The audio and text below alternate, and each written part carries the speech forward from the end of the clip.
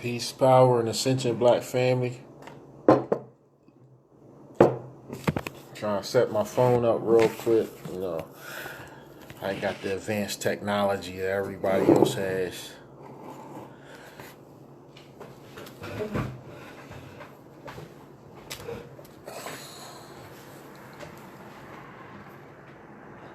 I don't know if y'all see this glare on my phone that I see.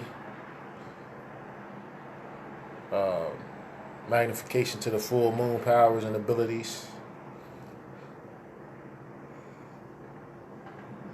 House and home. Put that on there. That O. Them 5 points of the O. And that M.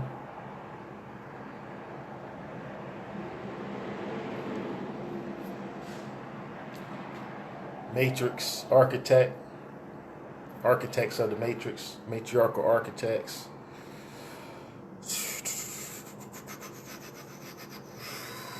Occultism. Phoenix. Sun moon cycles.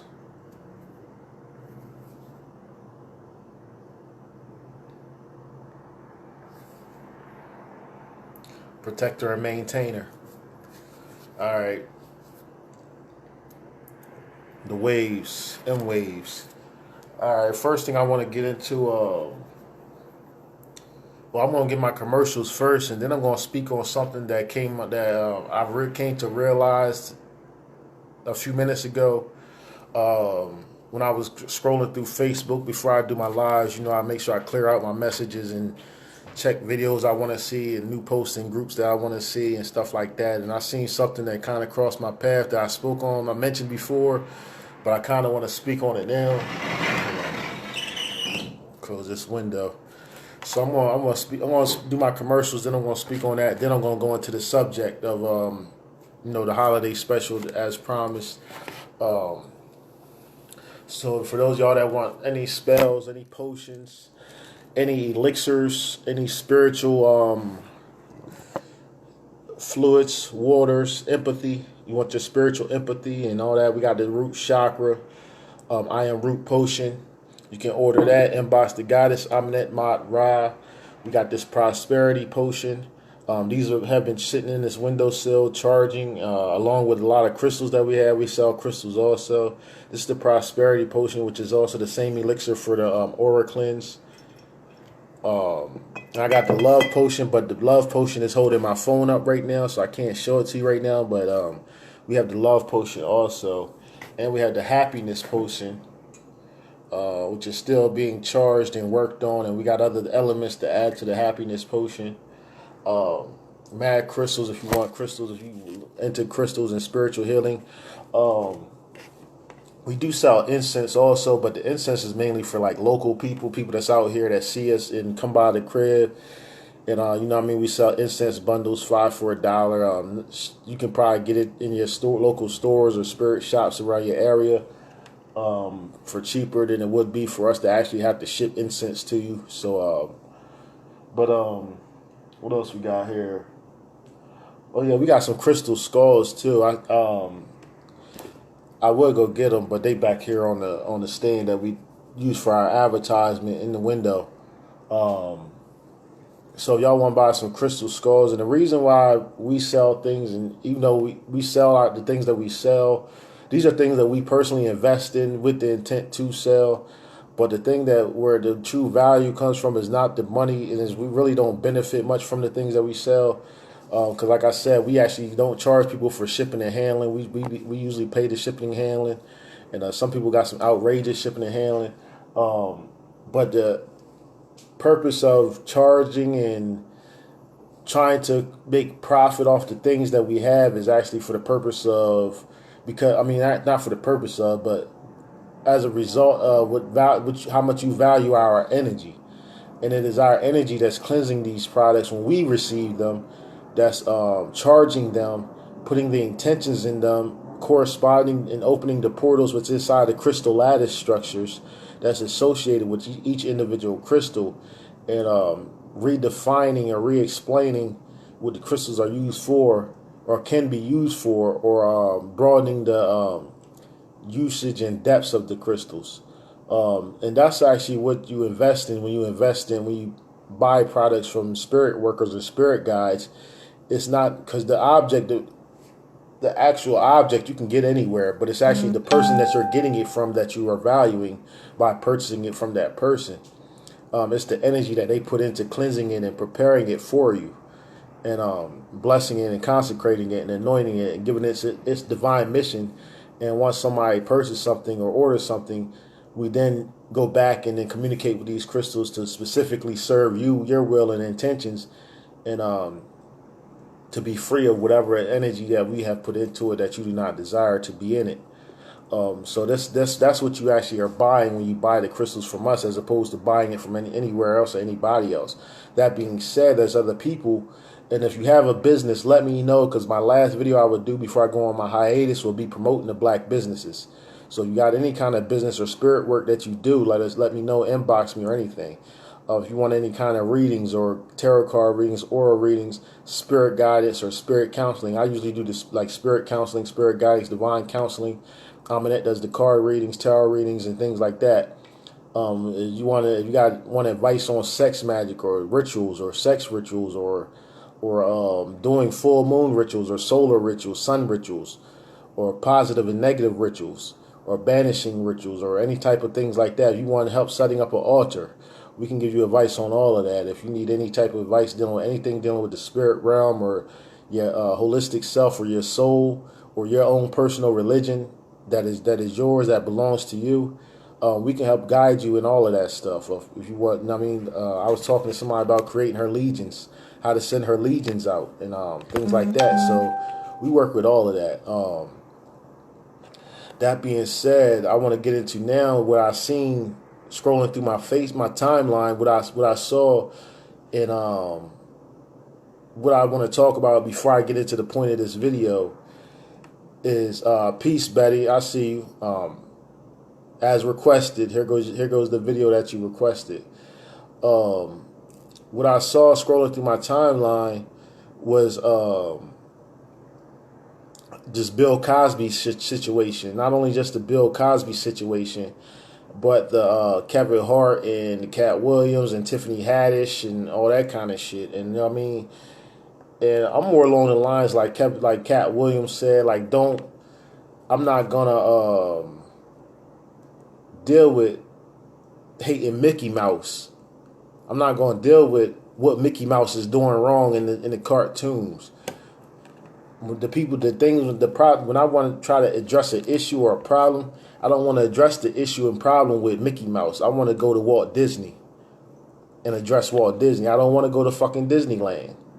I don't need to go to Disneyland and explore Disneyland to find out what are all the problems that I have about Mickey Mouse and the franchise of Walt Disney and this whole production company. I want to go to Walt Disney and the spirituality and the character and the personality of who Walt Disney was and the Walt Disney family and family franchise. So that being said, when you dealing with what I want to give an advice to people that got problems, and I've seen somebody posted, if you think Bill Cosby is innocent, y'all black people keep thinking Bill Cosby is innocent, and y'all keep wanting him to be free for the crimes he committed and not pay for the crimes that he committed. Then y'all can delete me off y'all page. Like, first of all, niggas don't delete yourself off no page. You want me deleted? Delete me your fuck yourself. If you don't like my page, you don't like the shit that I'm saying, I'm not going to delete you. You talk shit on my post, I'm not going to delete you. I'll let you delete yourself or keep on soaking up this good energy, this dark energy. You know what I mean? And keep feeling your evils. I'd rather you do that and talk shit about me than delete you and you never, and you know what I mean? You wasn't what you thought you was in the first place. I value those people that really taking to embody this information, not just, like 1,000 people trying to. I'm not trying to get 1,000 people just watching my video. Just getting views is nothing. But when you get a real network established, like let's say 10, 15 people, 30 people out that watch my video out of the average of 500 people that watch my videos, if 30 people are really on point and on deck and about that life for serious, then And I'm not talking about for serious the consolation. I'm talking about for serious as in you. You know what I mean? Like you really live it and you really understand it. And you enunciate and you living off experience. And you understand what I'm saying and it resonates with you because you've been through these same experiences. And now you trust that because I've been through most of these experiences also, from the street nigga side to the spiritualist side, from the being the fuck nigga because at one point I was a fuck nigga based on how I look at it now, but back then when I was the fuck nigga, you couldn't tell me that I was a fuck nigga because you could get fucked up. But me looking at myself now, more mature, looking at my older stuff, I was like, yeah, I was on some real life fuckery right there. So being able to acknowledge that and see that in yourself, is what I'm here for, the enunciation, the education, not to teach you things, not to stimulate your mind and intellectual masturbation. I say that a lot. I just really want to deal with real people and people in this page and in this group to really desire to network and find people in your area that's in this group and network with them, because obviously y'all in agreement with some supernatural shit that the average person we all in agreement that the average person common sense is not good sense, pretty much. That being said, and I see a lot of shit talking about like Nature Boy and talking about whoever the fuck else is out here educating people. The one thing I want to mention, the reason why I brought this shit up is because to your own people, and this extends to like brothers like Malachi York and Yahweh Ben Yahweh and all these other people. Yes, absolutely, walk of life. Walking down them halls of Memento, which I'm going to be talking about. The reason why I bring this up is because what black people have yet to understand is something that white people comprehend very thoroughly and very well, is that, and you see it with the shit going on with the priests and the rapists and pedophiles and child molesters and cop killings and all that shit. Like I just seen some shit where the cop killed the motherfucker, young black boy that had a saxophone or some shit. And the police said they thought he had a machine gun. They killed him. They shot him because they thought he had a machine gun. The nigga had a fucking saxophone or some shit or trombone or something. And I just like, yo, these motherfuckers would say any goddamn thing. It don't even matter. What the fuck? And this is the thing but this is something spiritual though. This is something spiritual, a certain level of sovereignty, of spiritual sovereignty. That no matter where you at, you can activate. This is what I talked about in the video when I said you need to develop black affluenza. You need to educate your children to have a disease because they call affluenza is a disease. Those people that live so high and mighty, so righteous, got so much money and so many riches and wealth that the normal society, the rules of normal society and expectations of normal society are below them, and they are so above us that they can't comprehend the way we think and why these things are rules and regulations or legal rulings and shit like that. So they do shit with the concept of ideology of privilege or exemption from the rules and regulations because of their social status, and they're around other rich people that think the same and feel the same as they do at all times. So that's why I say you need to develop black affluenza, where you create your own world within the among black people where you don't even know about the rules and regulations of society. Your children, your grandchildren don't even know what the fuck the legal system is. They don't even know what the fuck the police is. That's just another nigga in a costume to them. And that being said, is the reason why I'm saying this is because we got to stop persecuting each other. And I'm not talking about what everybody else is talking about. Oh, they hating on me. Stop hating on my post and don't hate on this. If you don't like it, just delete yourself. I'm not talking about that. I'm talking about we need to stop even allowing white people to present people up, melanated people up for persecution.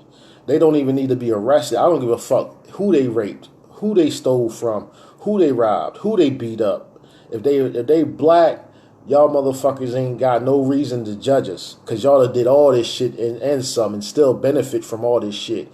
You know, you may claim to not be racist or whatever, you still benefit from the systematic or from the established ways and culture of what's considered white male supremacy. masculine supremacy, the white man's world. Y'all still benefit from that, and the privileges of being that ethnicity or etheric frequency.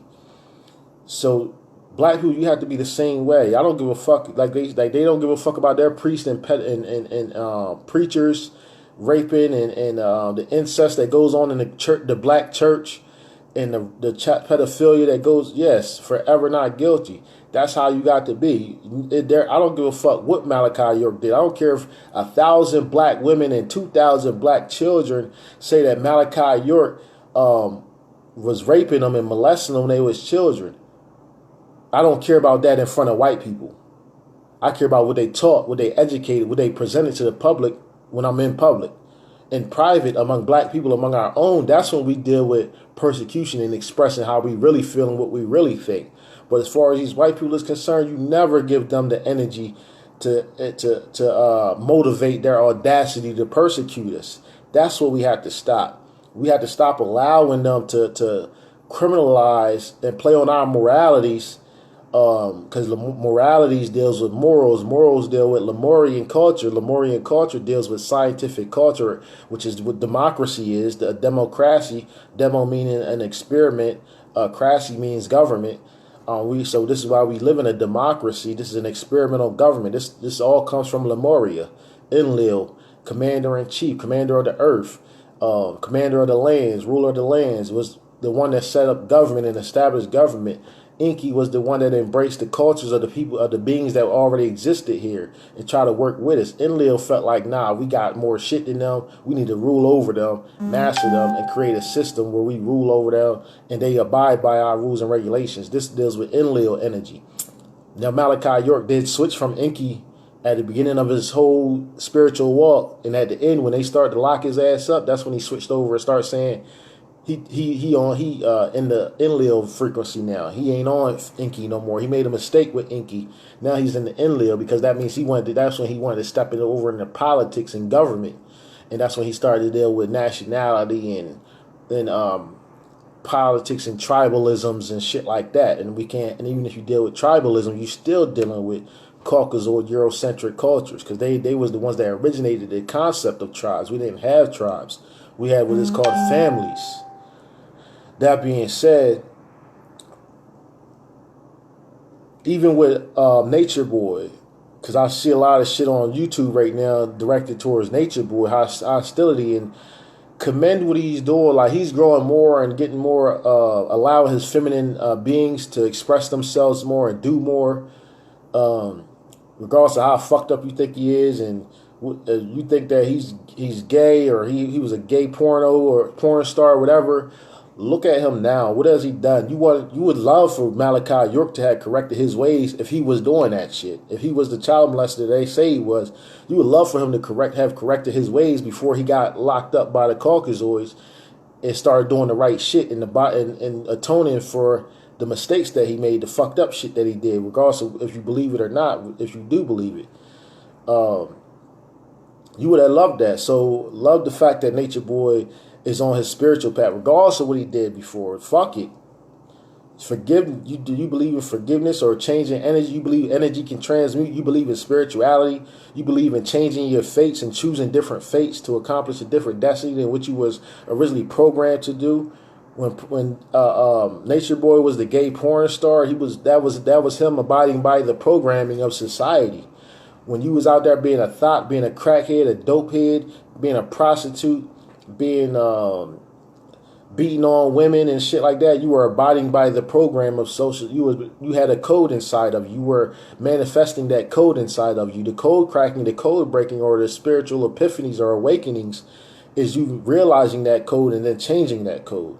Not saying that, because I'm not saying, oh, this nigga used to be a pedophile, so now he's spiritual. You can trust him around your kids now. I'm not saying, or around your children now. And let's not call them kids, because when they call kids, that's when you can be pedophiles to them and all that kind of shit, because they're kids, they're baby goats, they're meant to be sacrificed. So their childhood and their can be manipulated, controlled, and dictated to them in a way that benefits you and not benefit them as a sovereign soul. So this is what a kid is, and most of y'all grew up calling your children kid, which is putting a curse on your child.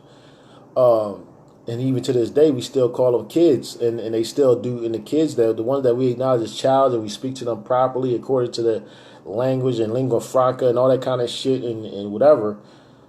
This is what we got to deal with. This is what I wanted to face. This is pretty much what I wanted to say, dealing with like the Bill Cosby, Cat Williams, all that shit that's out there right now. You can't allow yourself to even. I don't give a fuck how bad a black person does anything, what they do wrong. When a white person asks you or questions you about this, do you agree? So do you agree with this? This black person, they did this. Now, you don't think that it's wrong that they no, or no comment, or we not going to talk about that shit. Immediately flip the script on any caucus or anybody that's not of our etheric frequency that want to confront us and talk to us about separating from an aspect of our. Because remember, reflections. We are all manifestations. This is all an illusion, a holographic reality that we are all projecting. So remember that every being in their evil shit that they do, or their immoral shit that they do, is all a reflection of something that is inside of you, but you just have the ability to repress it.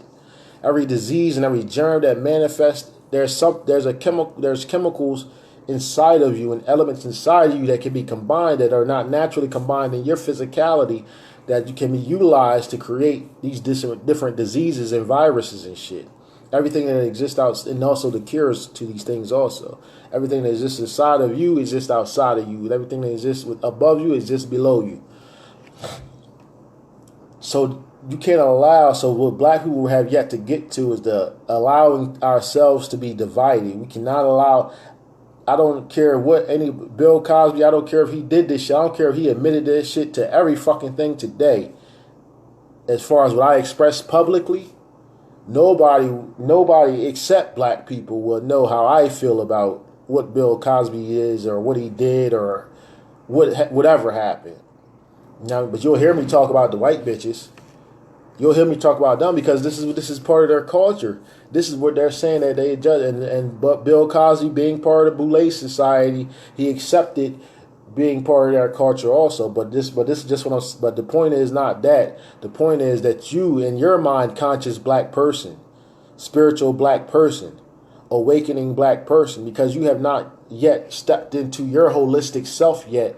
Don't be so quick to judge just because you reached a certain level of awareness and spirituality. So now those that are still low in awareness and low in spirituality, most of them Boule members, they joined that before they had knowledge of anything spiritual. They didn't know shit. They was the same as us Christian. Whereas we just got introduced to some real shit. They got introduced to the same shit we getting introduced to. But they got introduced to it through the eyes of the white man, through the Egyptologists and shit like that. You know what I mean? Through the Native Americans. They got introduced to black people and black and indigenous cultures and stuff like that through these lenses. This is why they're fucked up. You got to step into a mind state where black energy, black people are exempt from persecution in any systematic methodology that you can conceive of within these light frequencies, these illuminations, these illusions, these sick luminaries. You can't accept no persecution of any being, any melanated being. You cannot accept them being persecuted by anybody. And because ultimately, for you to do that, you're saying that now, if I do something, I accept being persecuted because I accept your judgment. I respect, I acknowledge and honor your judgment of this being because I disagree with what they've done, even though they're black. Instead of you saying, well, before you step to him and try to lock him up, arrest him, come to black people first, the black community, not the black caucus, not the fucking Boule Society members, not collegiate graduates and shit like that that been through your system. Come to the black revolutionary, the black supremacists, the black power structures of revolutionary change, and see how we interpret it. Because what we're gonna say is, all right, give him to us. We'll go and deal with it. We thank you for the information, the investigation. Give us the information. We'll deal with it among us. If this is true, y'all won't have no more problems with Bill. You know what I mean? But we're going to be the determiners of this. We're not going to allow you to project the narrative to us and then tell us how we're supposed to react. And if we don't react within the socially acceptable mannerisms and characteristics, then we're seen as advocates of this behavior. It's not that we advocate this behavior. It's not the reason why I'm saying this. The reason why I'm saying this is because I don't advocate you continuing to judge us as you did since you came into power and took that throne and took that crown from us. I don't advocate your judgment. I don't support your systematic, your codes and conducts and your lex and your legalese and your rulership and everything that you do to assert your authority and position and validate yourself and qualify yourself to rule over me. I don't accept any of that, which includes you persecuting those that deserve persecution among my kind. That's not your place. Because I can't go and snatch up a white boy because of the shit that they do and judge them. Because you have a dominant system and you say that you can judge them and you can judge us. You can judge your kind and people from your culture and your spirituality that got your beliefs and your ideologies and support your ideologies. But not only can you judge them, you can go and step into other people's cultures and ideologies and say that I'm going to judge you also, but not by your spirituality, not by your ideology. I'm going to take you out of that by arresting. This is what arresting is: arrested development, arresting you developing in your culture and learning from your cultural experiences or your familial experiences, and being educated and educed and reprimanded or corrected by your family or your culture. And I'm going to bring you into my family and into my culture and into our construct that we have created. And this is where the standard in which you will be judged by. And as above, so below, as within, so without. This means that my heaven will be your heaven if you are allowed in there by my rules and regulations. And my hell will be your hell if I send you there based on my rules and regulations. And most of us would be going to hell. So that's the whole point. That's the point that I wanted to get out there. Stop allowing. I don't give a fuck. Don't represent judgment on other black people on social media or in front of people. If you see black women, hood rats turned up twerking and fucking and sucking and all that, talk about the white man if they fucking a white. Don't talk about the black women. Just understand that they're going through some disease, but everything they're going through, the reason why they will be doing that, is not their fault. They suffering from a mental health disorder. You know what I mean? This is where we got to get at with this shit, because this is what the white people do. Not saying that we got to do this because they do that, but they do this, and this is a good fucking note for us to take from their playbook for how we need to carry ourselves in order for us to achieve power and keep power. It's not, they don't give a fuck about what their ancestors did. They're not sitting here giving us back the United States of America to atone for the sins of their ancestors. They saying like, listen, I don't care what they did. What we gonna do is you just gonna focus on what we got right now. What we got right now, we up, you not, follow the rules. You know what I mean? Yes, that's not us. We don't do that no more. But now because we in this position, this is what you got to abide by. Not we're going to correct everything we've done, and now we're going to see if you still want to be a part of this system after we've atoned for all the fucked up things that resulted as a result of the system being implemented upon your life or upon your sovereignty or upon your being or upon your ancestry. This is not what's taking place. So until that takes place and has been done, that atonement has been done, that reciprocity, that retribution, that divine retribution has been exacted, you are still in a place of unholiness, imbalance, uncleanliness, unclarity. I got to take a piss now. When I come back, I just want to say that when I come back, I'm going to get into this holiday special, but I just want to drop that on y'all, give y'all something to really think about and take that into every dimension that you can take it into. Stop allowing other people to judge you or judge your kind. I don't care how fucked up they are. Stop allowing them to create the narrative for how you perceive your reflection. You dictate that narrative. We dictate their narrative. Nobody's going to ever come and tell me, hey, yo, you know that nigga Meta World Peace, you know what I mean? He got locked up in, 2000 and shit because he beat up an old lady and robbed her and shit. took her purse and shit. Now I mean, now I know meta world peace right now. The manifestation of meta world peace. That being that did that was another lifetime. This is how you got to think. That was another lifetime. Even with this Bill Cosby shit, that was fucking decades ago. But when Bill Cosby was on his black revolutionary shit, y'all wasn't hearing that shit. So which is what what happens to most revolutionaries. They get to a point where they realize these niggas just ain't listening. These niggas just don't get it. Fuck it, I give up. I can't do no more than I mean, like, yo, my hands tied. I can't flex no more than I've already flexed. Fuck it. I'm just going around go with the wave. You can't. I mean, they shouldn't have did that, but you shouldn't be judging them. Not because ultimately everything gets transmuted. You believe that there's a wave coming, there's a frequency that's coming to this dimension where everybody's going to be open up to the reality.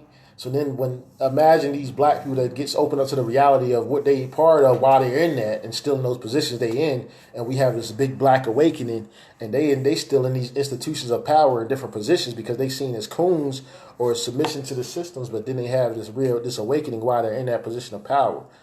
This is where the concept of the whistleblower comes in and all that shit. Let me use this bathroom. I'll be back to get into the holiday special. I just wanted to drop that on y'all.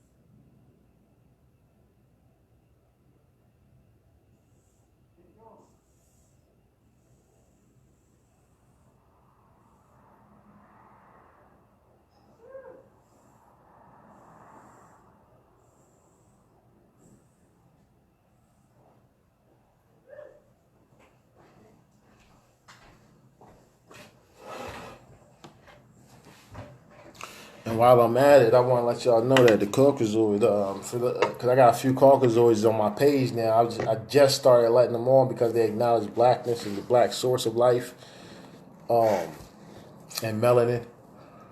For those of y'all that's on my page, and oh yeah, if any of my posts get reported, I'm automatically, because I'm not about my page getting reported or posts getting reported. So if that happened, I gotta go into defense of my education and other people's education. So I got to protect our education. I gotta just delete all Caucasoids. So don't take it personal if you do get deleted. It was just a military measure. But Caucasoids should comprehend why we would even think like this. Why I feel like it's necessary for us to think like this and be like this.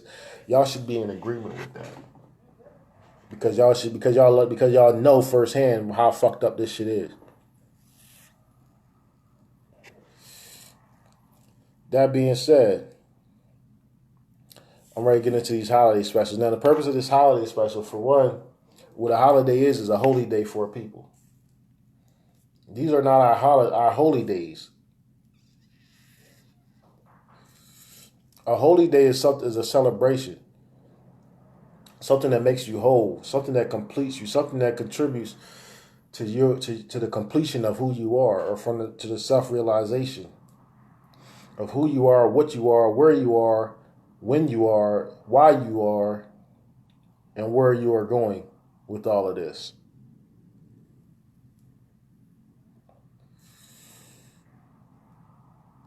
This is what a holy day represents. So the holy days that we have, the holidays called holy days, holy days called holidays, are mainly Caucasoids in America. And these holidays are not being utilized for what they truly are supposed to be utilized for, because there is some magic inside of our holidays.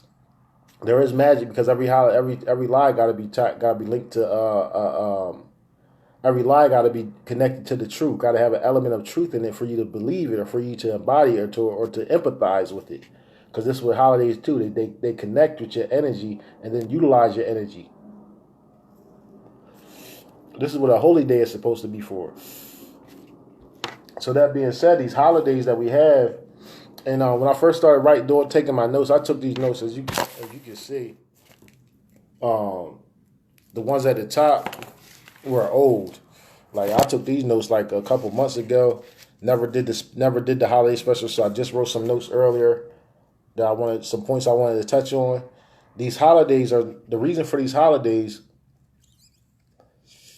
Ultimately, is to keep you trapped inside this karmic wheel, this cycle, what they call the soul recycling. The soul recycling is not done on some other planet, in some other dimension, and all that kind of stuff. Our ancestors called it. Well, I ain't gonna say our ancestors because my ancestors are from Atlantis. The Lemurian ancestry, I should say. The Lemurian ancestry, which y'all would call the African, Asian, Afro-Asiatic, or Afro-Asian Europe ancestry. They are the ones that brought these holidays that we have right now.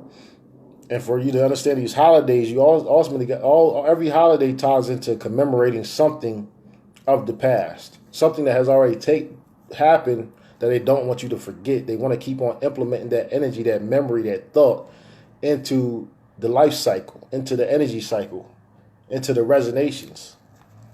Mailman here. I hope my package came today. For those of y'all that sent me gifts, I am checking the mail every day now to see if it comes. I appreciate y'all for that. But and I'll let y'all know when it does come. I will inbox y'all, let y'all know that I got it. But these holy days are meant to keep you trapped inside this karmic cycle, this karmic wheel.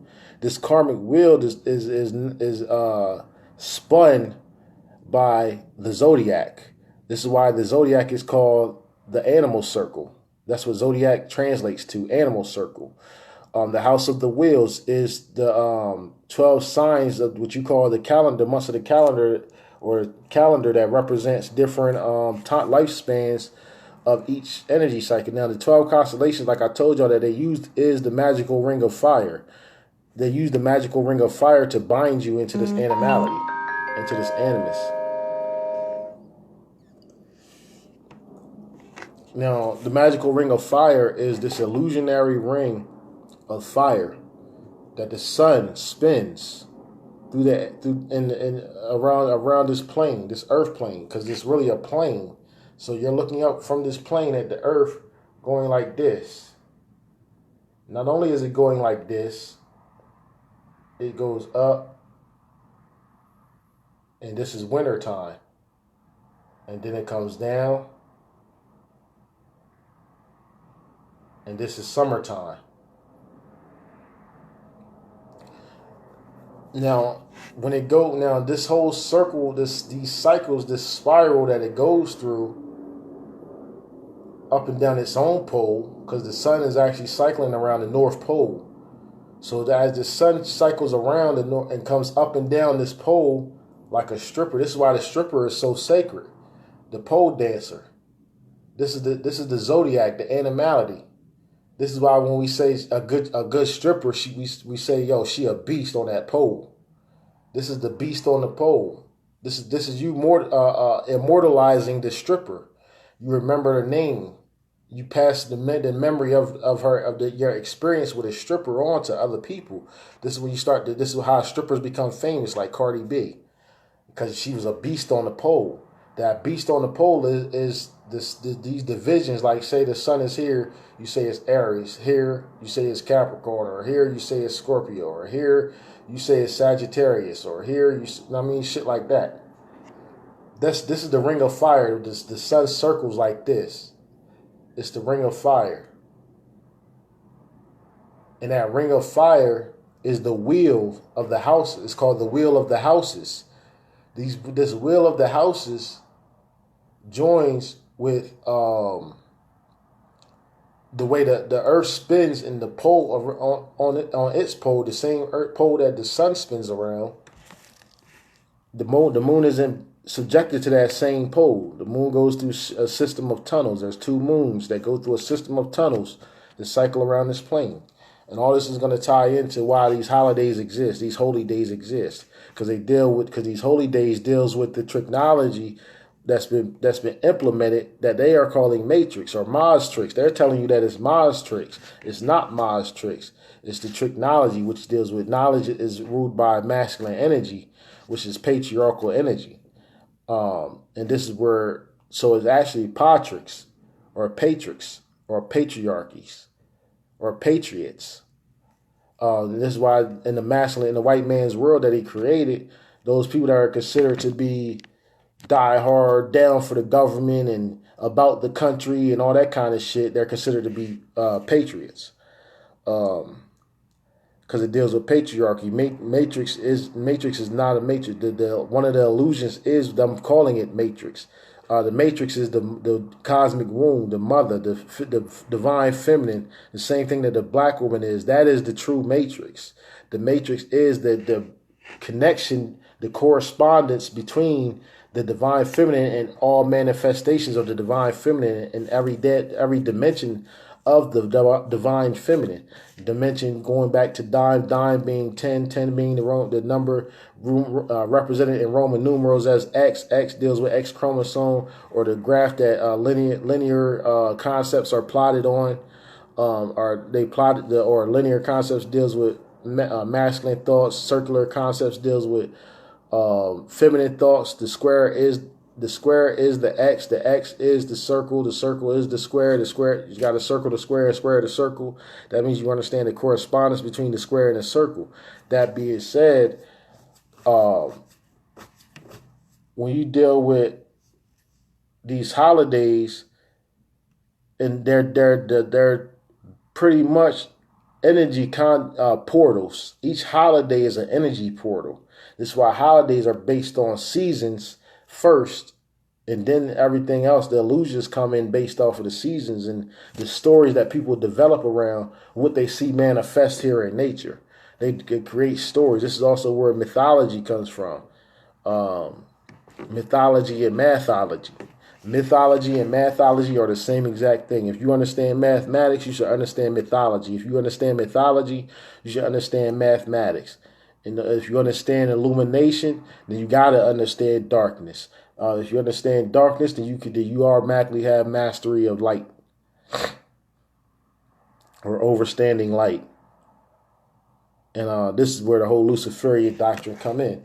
But with the holy days, they're actually creating a portal that you keep in mind. Even if you don't celebrate these holidays, your life becomes affected by these holy days, by the fact of stores being closed, or stores having discounts, or stores having sales, or clearance sales, or Black Fridays, or things being sold for $9.99 instead of just $10. You know what I mean? Shit like that.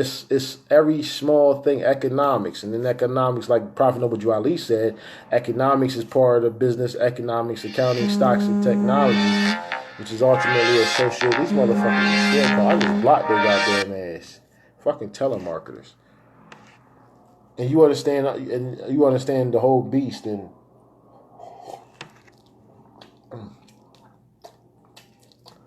how the black woman represents that, when I tell you the sacred feminine, the divine feminine, the most high, the matrix, the shrine, and how she's the beast, the whore that rode the beast of Babylon, or the whore of Babylon that rode the back of the beast, and that had the 12 diadems and all that shit.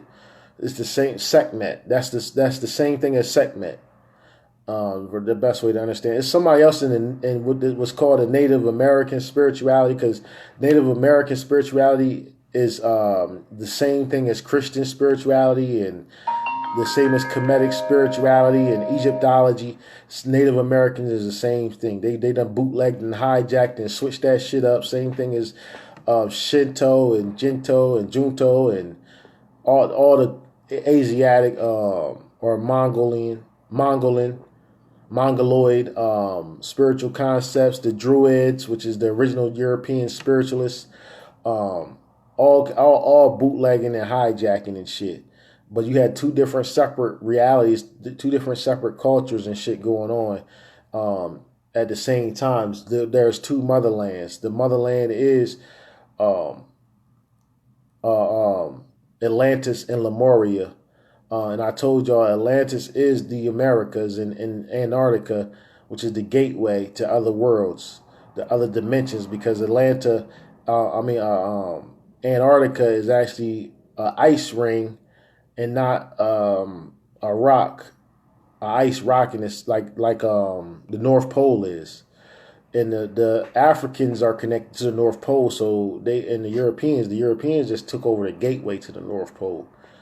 And we really get into occult spirituality, you start to learn that the Caucasoids were a beast or animal form that was meant to and I believe in the story of the Olympians versus the Titans. I talked about this too. The Hecatonchires.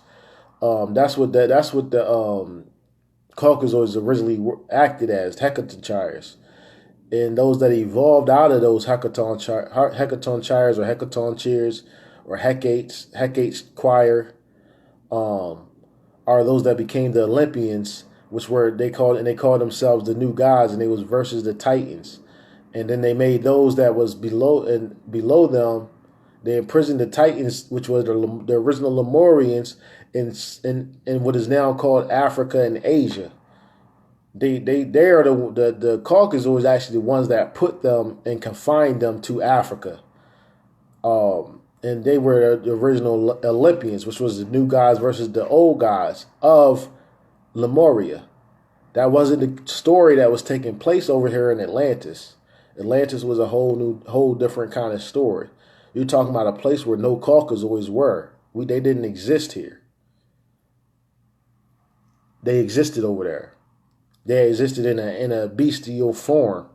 But yeah, I just went all the way into a whole nother thing. That's what I tend to do. This is why I talk to the guy that's Amunet Ma'ara, and we talk all day because I always divert into something else. Let me get back to the subject. Dealing with the House of Wheels, and the Zodiac, and holidays and holy days, and the Wheel of Karma. This is what the Wheel of Karma is. And so basically you got this circle up here, this imaginary circle, basically saying that this is the path that the sun takes. It is basically it starts somewhere. We never know. We don't know where it started at, but eventually at some point it started to oscillate around the North Pole.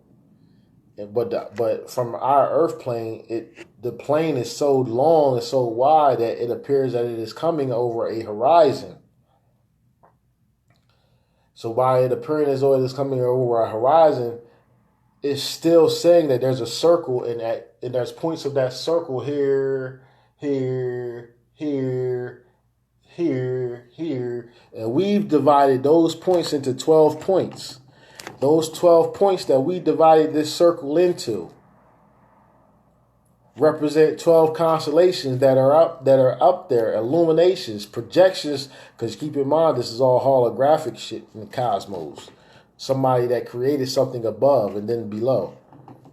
What could be in the nothingness piece?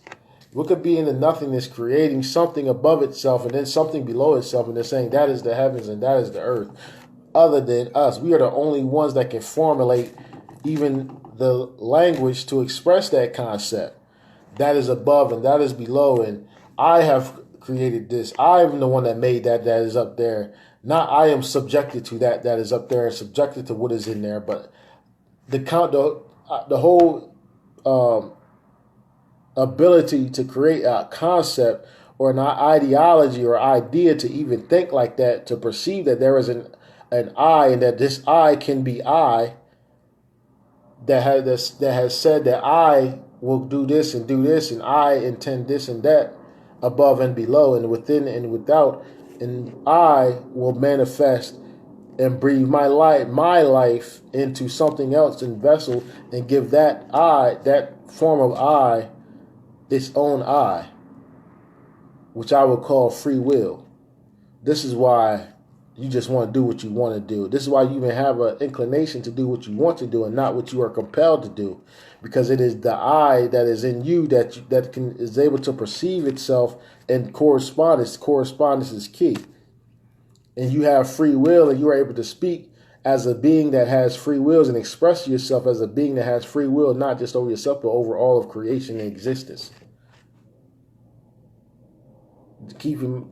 I mean, think about it. If it was aliens really coming from outer space somewhere, and they had the power and the abilities they had, they wouldn't be waiting on governments to communicate. The fucked up aliens that they say are here, where they just came here and openly manifested and just did what the fuck the Anunnaki did. If they was real aliens that powerful and that evil out here, and they already then came here and been here, and they still here and they ruling, they wouldn't be hiding. Don't believe the hype. But there are ETs and aliens that we can manifest and create out of the holographic pools of those stars that we project and charge up and put energy into just by our perception of them. We are giving those things energy and life that are in the sky. If people stop looking to the sky, there would no longer be stars. Because the stars will begin to create, and if you stop looking to the ground, but we can't help that now. We are biochemically designed to do that.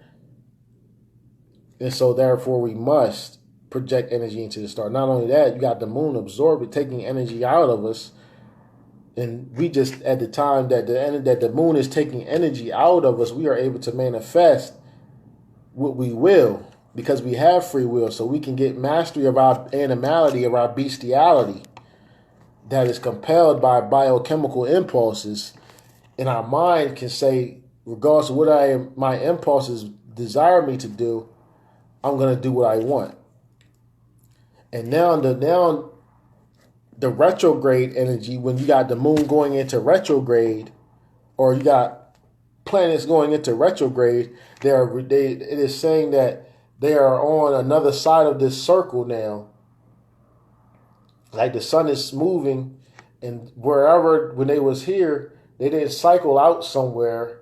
Their beings had their system has cycled to the point where they are now directly underneath this for a while, to the point where it passes by at once and it is moving, and then it passes by it again on this side. On the opposite, so that's where the retrograde comes in. And that's pretty much saying that now you got to face this energy again to see if you truly have mastery of it, or if you can handle it now that you have experience of it. Now you got to face it again. This is why people say when retrogrades happen, they step back into their that energy. Like full moons, how times is when the lunatics come out. The lunatics are those that serve lunar energy. They express lunar energy without, but they don't have free will. They have not exerted their free will to control and master the energy that is being manifested and drawn out of them by the moon, and then absorbed by the star constellations. These star constellations that, keep in mind, we created and projected into the atmosphere as the fruit to our vegetation, that we can go and then draw the energy from at will when we need it. We're feeling low on some shit. All right, let me go up here and taste some of this Andromeda. You know what I mean? We feel like we struggling a little bit. You know what I mean? Things is getting kind of hard for us and rough for us, and we're not really sure why. We can go back into this Akashic record of light that is the star constellations, specifically designed to hold specific records. Let me dip into this Achilles heel. You know what I mean? I need to deal more with my warrior mode or my warrior energy and shit like that. You know, I need to get a lockdown and get focused on a purpose and initiate myself into a new mind or a new thought process or ideas.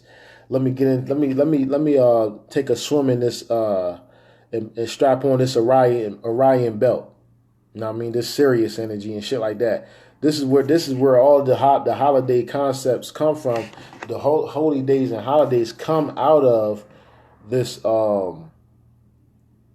comes out of this constellation, this concept of the stars, and how the stars are a finite pool that we got to keep putting energy into, and that we create the stars as a vessel that we keep pouring our cups into. Peace, TT. I see you. What up? So I'm talking about holidays right now, but I'm breaking it down from the astral level, the spiritual level, of where and what holidays originally represented, and putting them in their proper light. And Dion actually texted me right now too. Um,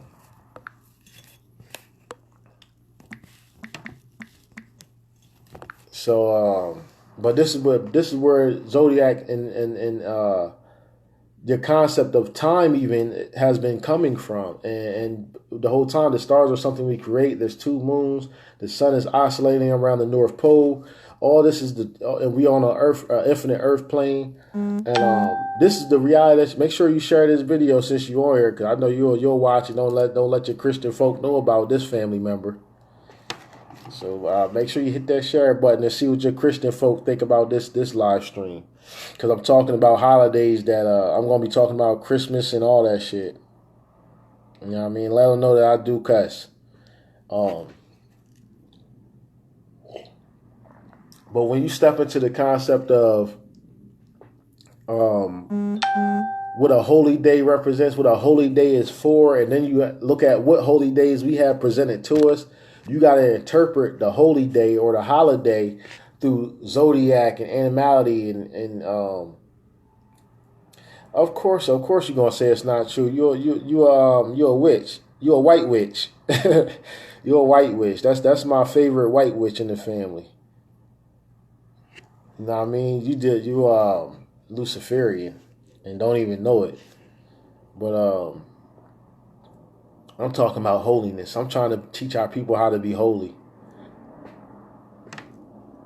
But you get into this, the holidays that they have all were determined by this calendar. This is why the Catholics took over the calendar system from the pagans. And I'm going to get into talking about who the pagans was.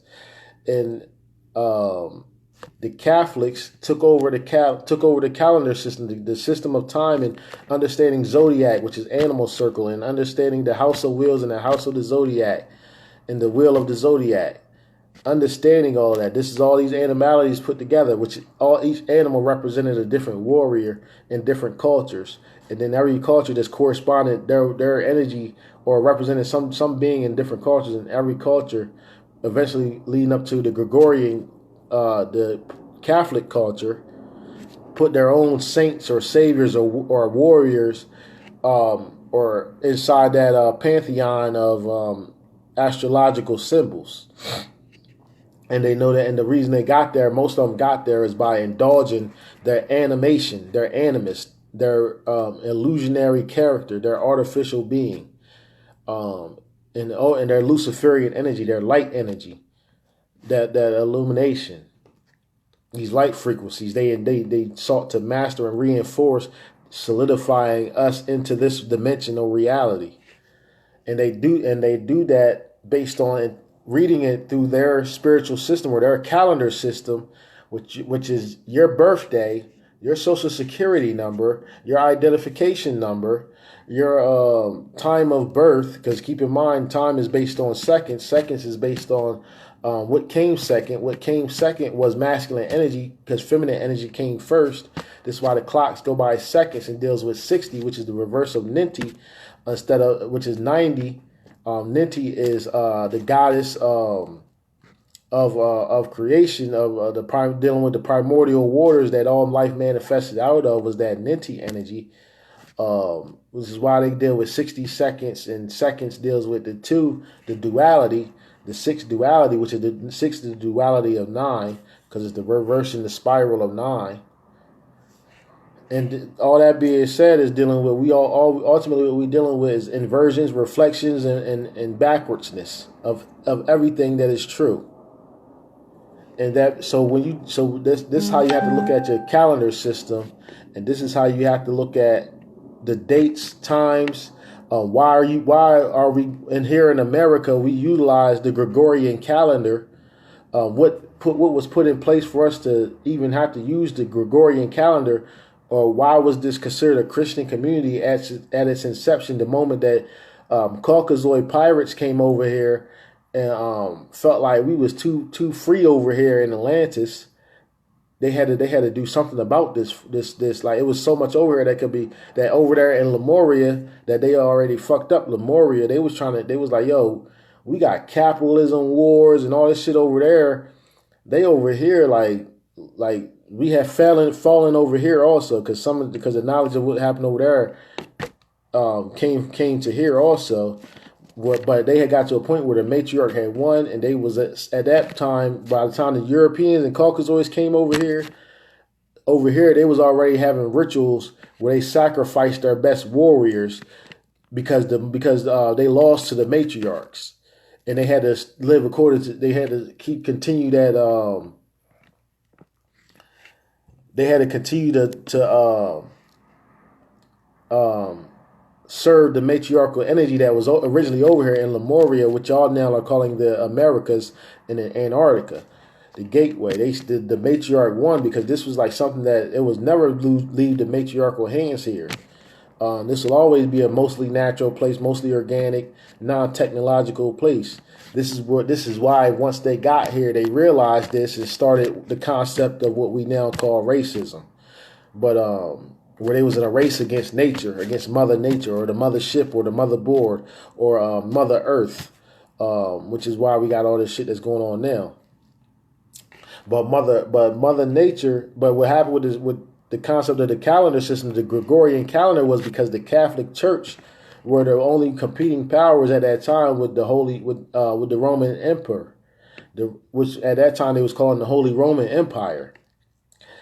So we had already fallen. Our ancestors here in Atlantis had already fallen before they even came over here. And so we was at a point where women had fell back from being so out there and expressive and ruling because they negotiated with the men that were here. But still, because the men created such atrocity by going to war with their matriarch, this is where the concept of the seraphic wars came in. We are light beings, illumination, men. We are the Lucifers. We created this patriarchal supremacist, which eventually society and cultures and things that eventually became white male supremacy or dominant culture that we now live in to this day. But they tell you throughout the way that they understand what happened in their lives. This is what history is. History now is what happened in the white man's perspective of what took place in his life. This is what we have to now study as history. We look, so this is why they say, oh, you learn that's the white man's book, history books in public school and all that. Yes. Oh, the white man's book is the Bible. Yes, because that's the divine experiences, right, that was experienced and read through the white man's eye. Look at the whole New Testament. Most of the New Testament is by St. Paul, who was originally called Saul, and he told you that he was not here by the will of God in the New Testament, all throughout the New Testament, that he was not here by the will of God. He was here of his own will, and that he was filled with all kinds of evil. And he tells you that he went to and he tells you that the Messiah said that he sends his people to all his own people, but yet when the people that he went to was Thessalonica, Galatia, Colossae, Ephesia, and these temples, and not just these places, but churches, which means that there were already churches there. He went to these churches that were there. And what he taught them was his own will, but what he taught them was also still came from us, but he just regurgitated these experiences, and then they went through their divine experiences by them becoming the Olympians, where they had their divine leaders then teaching them, which they say they acknowledge they get it from the Druids. The Druids acknowledge that they got it from the Essenes. The Essenes got it from Egypt, or the universities of Egypt. The universities of Egypt got it from Kemet. Kemet got it from Nubia. Nubia got it from Abydos, or the underworld of Africa, or the motherland as you would call it, which I call Lemuria, or Central Lemuria, which you call South Africa. So it took place in in the state, the original states was islands around those areas. Those were different states. They would, but I'll talk about that some other time. So this is why the Americas and the Africas can never have statism or statesmanship can never last in these lands. But back to the subject. I told y'all I do that, so y'all just got to rock with me when I divert from the subject into another sidebar. But I'm always gonna make sure I come back to the point. That's why I take notes. So when but for you to understand how it is, you got to understand how the fact that you have an aging process has been enforced upon you by your calendar system. The way that you track time and keep time is actually why and how you begin to age, because you associate your age with your animality or your animation, that you gotta age because of your animality or animation. That animality or animation depends on what state your animality is in nature, meaning that your animal totem in nature, your zodiac that you were born under, that you're called under, like me would be Scorpio, Scorpion, Eagles, and Phoenix, or Bennu bird. Zodiac Scorpio is the only sign that has three zodiacs to it. So what I would be doing now, because I'm born on a Gregorian calendar with this time and this date, I would say I am a Scorpio based on Anno Domini, which relays it back to Latin, Catholic Latin. I would say I am born November 4th, 1985. That's the numerical code. The 4 November being associated with 1104. And if you look up my number, what they call it, the life path number, my life path number, if you look it up, is 11-2, which is the same thing as 11-4, which would be 2-2. 2-2 would be 1 because it's a reciprocal energy. So it deals with oneness or achieving oneness or having the eye of God or the oneness with your creator and sustainer.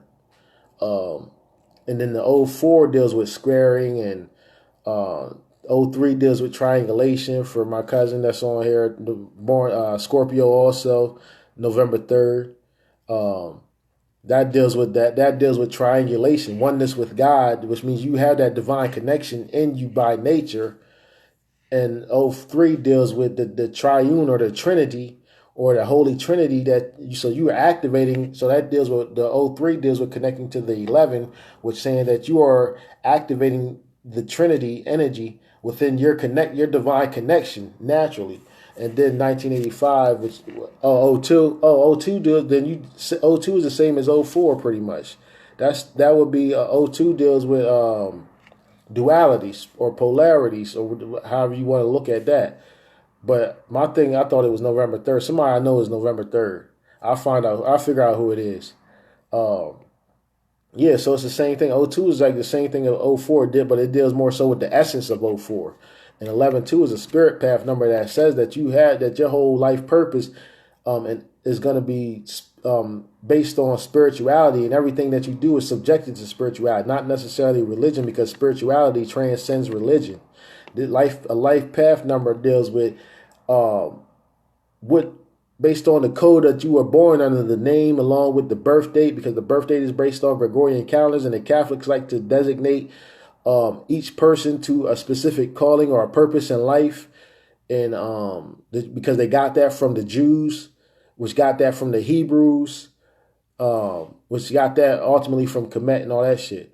But that life path number, I mean that energy of that divine connection is saying that you deal with the, like in the New Testament they said, the spirit of all prophets, that type of thing. Like it's transcend any individual messenger or prophet or anything that any individual person has to say. It's something about it that you transcend, and you see something within the astral realm or the non-material or the spiritual realm that you easily connect to and comprehend and see it as though it's, a spoon, plate, fork, or another person walking past you. It's just like, that's just your normalcy. All 11 energies deal with that, which is why November deals with that Scorpion energy, because that Scorpio is pretty much like that, the silent one that is alone in the desert. That doesn't even like this. The Scorpio doesn't even make a sound as an animal. For you to even like be able to notify, like say like if you need help or something, like these other abilities that speakers and sound makers have, Scorpions don't have that.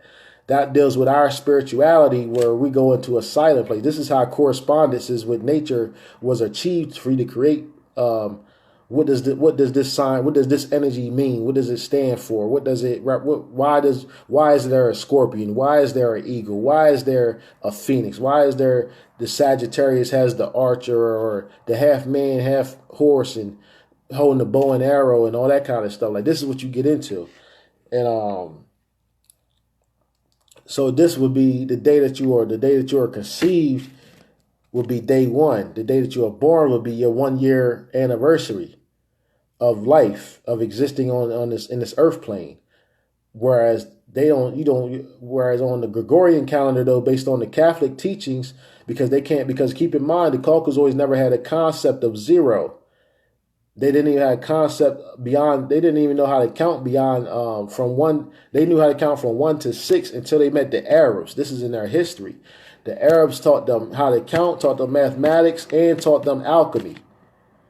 But what the Arabs did not teach them was about the number 0. Arabs didn't even have a 0 in their concept. And we talk about black Arabs at that. But the Arabs that taught, not black. It was black Arabs that taught them all that taught the Arabs that we know now, pretty much. They just a offspring, a Jewish Caucasoid mixed offspring. But that's that we'll talk about that some other time. Matter of fact, yeah, we'll be talking about that for the Thanksgiving holiday. When I get to the Thanksgiving, that's what we're gonna be talking about. That whole thing going on over there. But what happened was, like the Scorpion deals with that desert energy, being out in the desert, the hot. Everything is slow pace, heat waves, intensity. This deals with our emotional state. We do everything passionate. The heat actually represents passion. And so that Scorpion deals with being able to be in a desert or the jungle, being able to, and being alone and being silent and all that kind of stuff. You know what I mean? Those modes that we step into. No, I'm going to talk about Thanksgiving on this video. Like, I'm ready to go through, I'm just like, warming up, and right now I'm just on the part explaining what a holiday is and the whole energy behind a holiday. And I'm just explaining my birthday as an example to help you understand holidays. I haven't even gotten into talking about. Right now I got to talk about St. Patrick's Day, or what they call it. I forgot what they call St. Patrick's Day, Leprechaun Day, whatever you want to call it. Thanksgiving, Christmas, Kwanzaa, Independence Day, Mardi Gras, Halloween, Veterans Day, Easter, Columbus Day, and I'm speaking on birthday right now, so I'll include that into what I'm talking about right now. That's what I'm doing now. Black History Month and the Olympics. These are the things that I plan on talking about on this live stream right now today, right here. I'm just going through the process of prepping you to understand what I'm saying once I get to the holidays. Once I actually get to talking about each individual holiday. All right, that's cool. Answer question away. I got you. I that's what I do. And so, what you get into when you talk about the whole concept of dealing with the birthdays. This is the methodology that has taken place with people that have integrated, like they didn't just change their culture, take away your gods and, just take away your culture and your, sovereignty and shit like that. Like this, they took away your sovereignty, but it's always there. That's something that they truly can't take. It's always there. It's about them creating the illusion of disconnect. And they create the illusion of disconnect so much that this is where the science that they call secularism. Secularism is a science. This is how they're able to say. This is why they say that you can secularize things. You gotta know. Christmas. You can't publicly display at businesses this Christmas paraphernalia in the form of this is Christmas and Jesus is centered and all of that. You gotta secularize it. Secularizing is the science behind making things all inclusive, which deals with but at the same time when you make things all inclusive, you not only make things all inclusive, but you then say anything that goes contrary to this all inclusive concept that we created is outside of this circle. Circularize it. You imprison something. You codify something. You put something into a mold. You systematize something. This is how sovereignty takes away. This is why I tell y'all that spirituality eventually got to be done with. Eventually, the concept of spirituality and what we utilize spirituality for you to step into your true sovereignty as a sovereign soul, sovereign one, you have to drop all the multiplicities, all the spirits.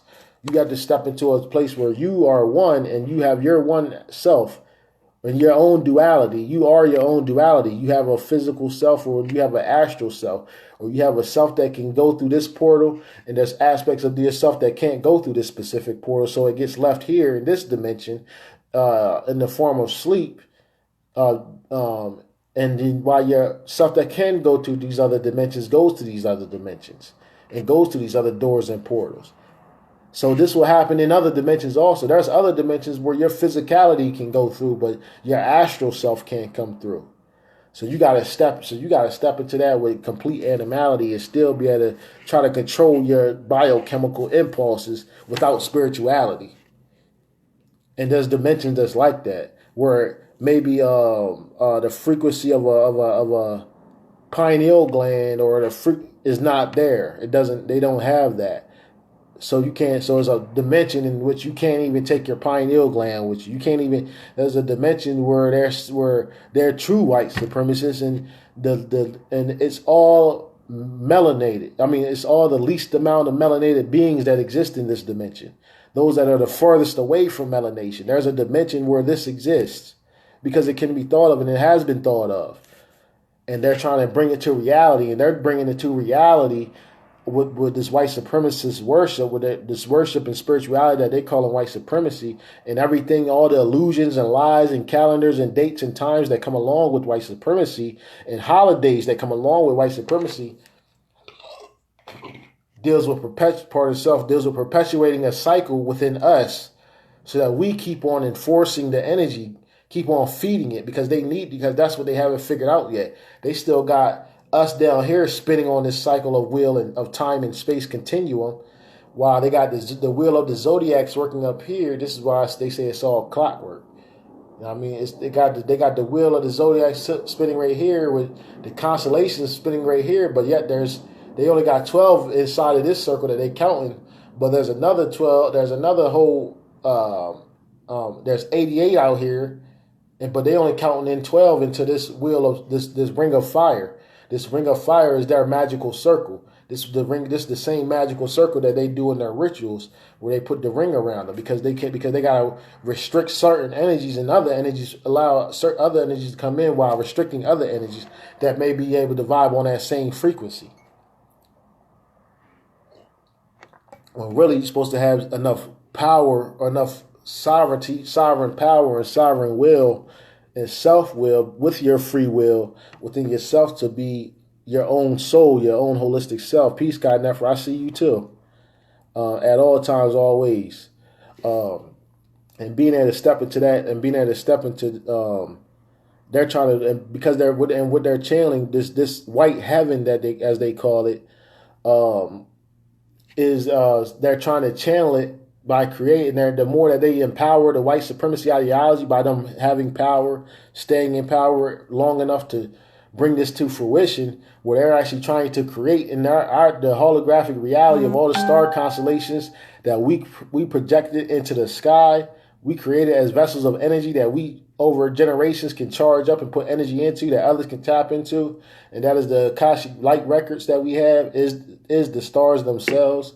And what they're doing is trying to create a whole nother dimension, utilize our energy from these constellations that's out, these 88 constellations, which is our energetic storehouses, that any being in any generation at any time and space can go tap into and view our records and experience and get charged up from that light energy, from that photosynthesis of our records.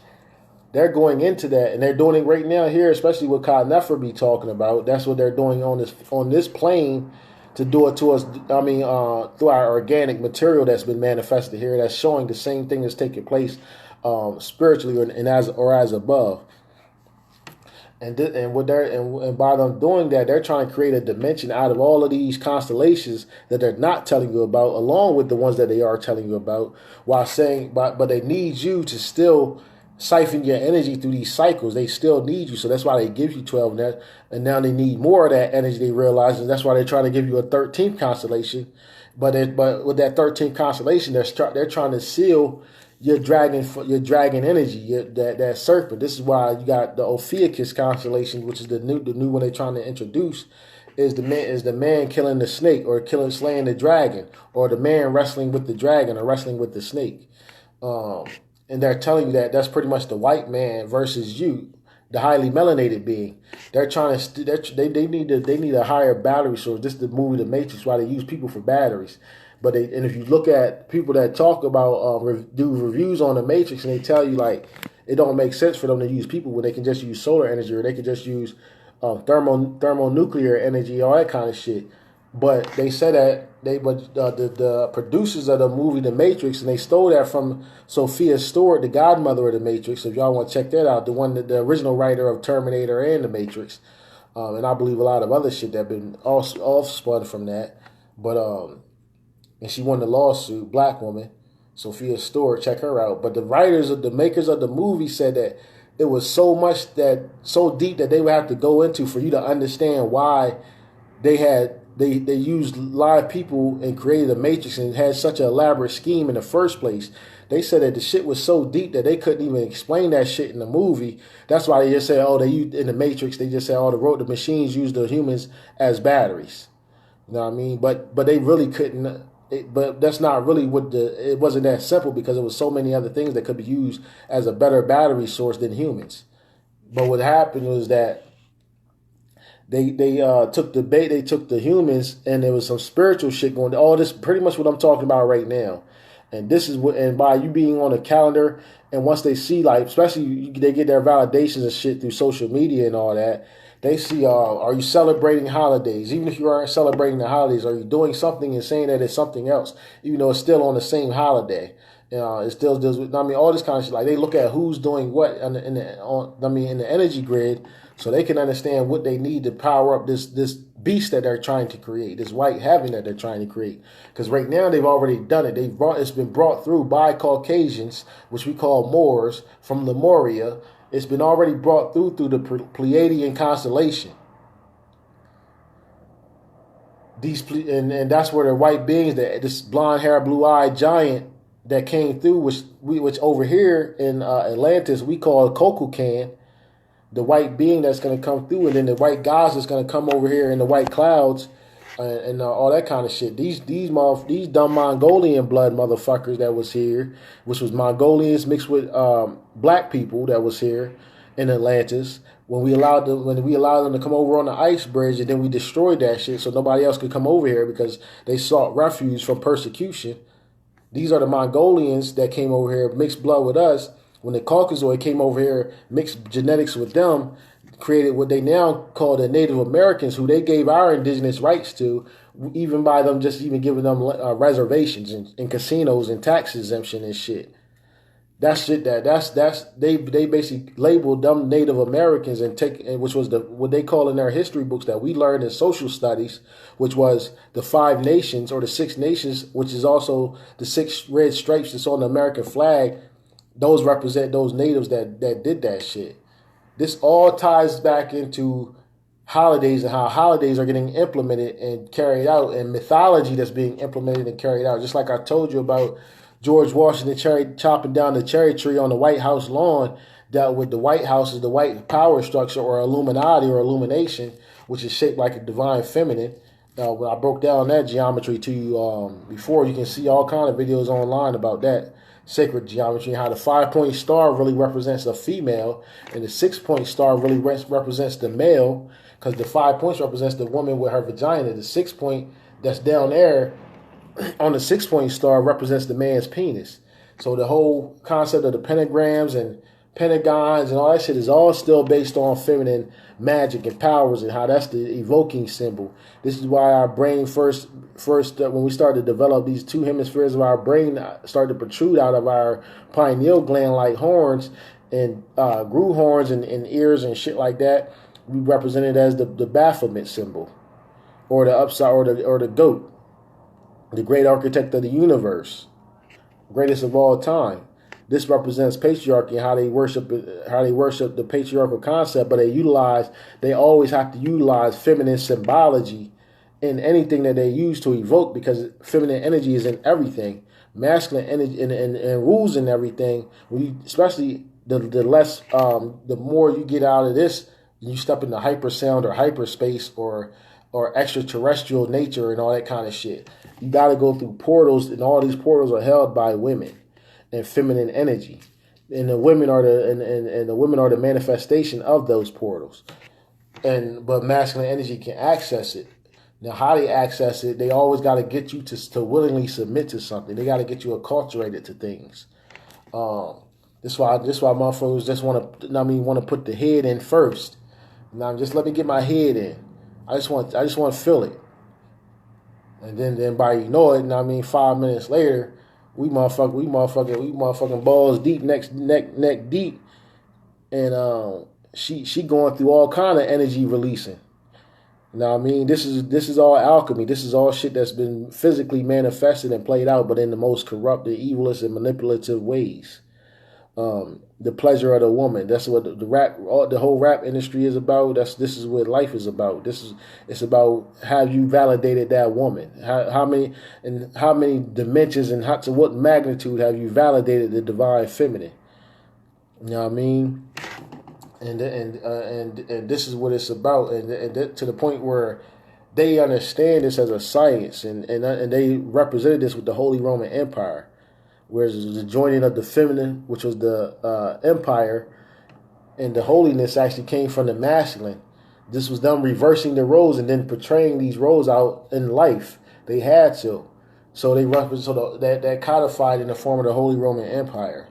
And this is what the culture that we live in this American culture is. The Holy Roman Empire was already done. Everything was established over there. Then the Holy Roman Empire was ready to evolve. So to the point where it was enough land for everybody. They didn't have to join and unify because they ran out of land.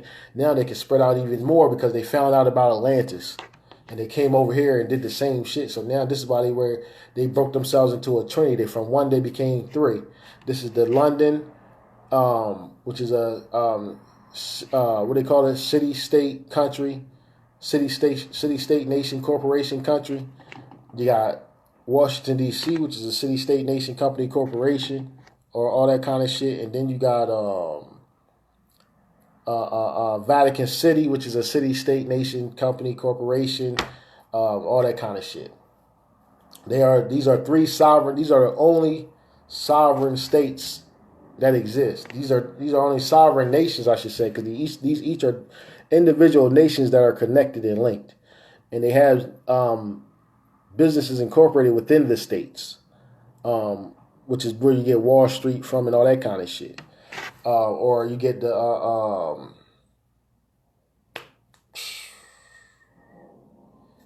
Geneva, where they got their Geneva Convention at. And the other shit, that island, that the place where everybody go to hide their money at, I forgot where at. But but tying back into the calendar and holidays and why we have holidays here, pretty much they got these entities, these spiritual entities right now in the Pleiadian constellation that realize that they gotta step into who we are as melanation. That can only be best expressed melanin. Or because this is all plasma, melanin, light, or water, and I forgot the squaring of that alchemy of that I told you was the Akashic Records goes into chlorophyll also, because chlorophyll is the melanin of things that grow out of the earth. Is chlorophyll. This is how you know that we wasn't made of this earth, because we do not have chlorophyll. But we produce chlorophyll, but we are not like plants, and we are not green. At one time, we went through a stage of being green, but that was a different time. But the reason why this is significant is because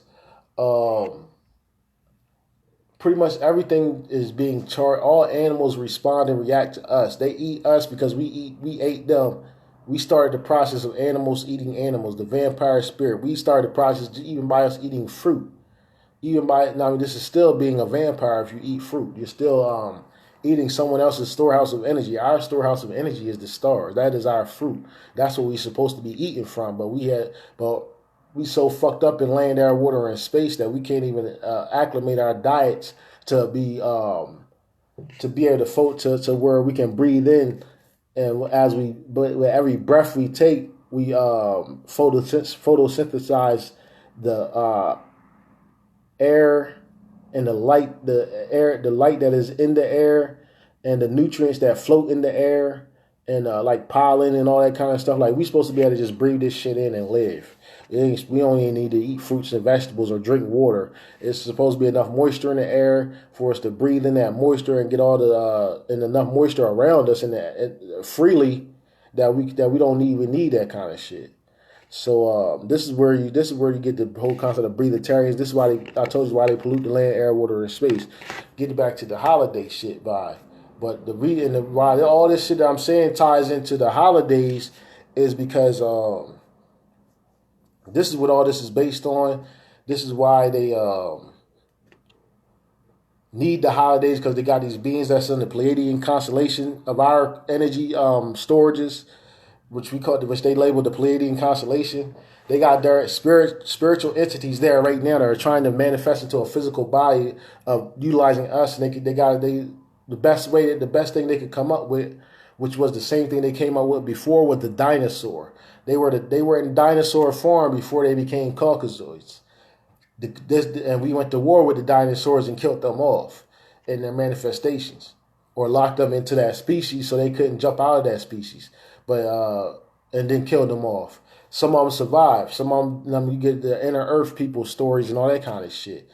The Caucasoids are them same beings brought back to this constellation through black people. The Caucasians, the black people, they created the Caucasoids by bringing this energy from the combination and elixir through their alchemy here in this physicality back into their being.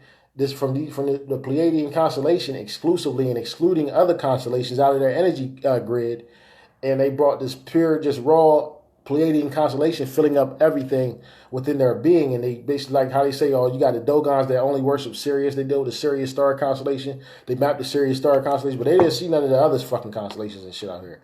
Only ones that they got really mapped out is the Sirius star constellation, which shit like that. These are other beings did this, but they did this with the Pleiadian constellation, and they begin to manifest what that is. They became what it is. They became the vessels so that this Pleiadian, pretty much a religion gets created, realignment, changing your alignment to something. They changed their alignment with all the 88 constellations to this one constellation. Start to channel that constellation only. Work with that constellation, dominate over all other constellations, even when they were supposed to be time of magnifying this energy or that energy over there. And as they magnify it, began to change their biochemistry.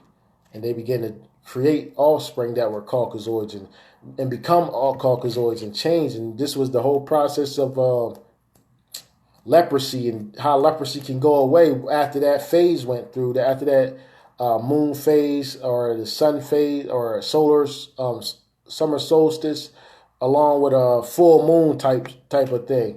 Somebody might break out with leprosy and shit because it's something dealing with that Pleiadian energy that was magnified during those times, and they were just the ones that happened to be weak enough to be receptive or altered their energy combinations or configurations or emotions to be receptive to that raw energy unfiltered, and so they began to develop leprosy. Same thing that the Caucasians did, and why they eventually developed into Caucasoids. They dealt with channeling this. This is why zodiac is forbidden, astrology is forbidden, but every religion gives you a zodiac or astrological system or base system. But they just say that we only focus on these zodiacs from the general population. But we gotta keep track of time. We're gonna go ahead and create this zodiac system, but it's still based on this shit too that we just forbid from all of y'all. Every calendar system is like that. So the true zodiac system, because your mother and your father are your original totems, your true zodiac system should be based on your mother, your father, and your family members and things of that nature. And then you look, it's from looking at yourself out, rather than looking at everything outside and then interpreting everything that is inside from everything that is outside. Everything that's outside should be interpreted from what is inside, what you are. This is when you get into what I call the true MCing, the true mother cycle, doing what where everything is based off the 264-day calendar, which is the time that we spend inside the womb, which doesn't equate to the years of the sun system of 360 days, which with 5 days added to it, because 360 is the circle, but it didn't account for certain shit that they wanted to account for, so they had to add the 5 days to the 360-degree cycle or circle, as they now call it. And now the circle, and now righteousness is going to be 90 degrees, because breaking down 360 into 4 quadrants would equal 90, 90, 90, 90. So this is how they you said WD Muhammad told Muslims in the first not to look at the stars. That's why I believe the Honorable Elijah Muhammad brought spirituality, because he never gave us their Islam. I'll talk about that in a minute. I got pissed real quick. I'll be right back. Hold on.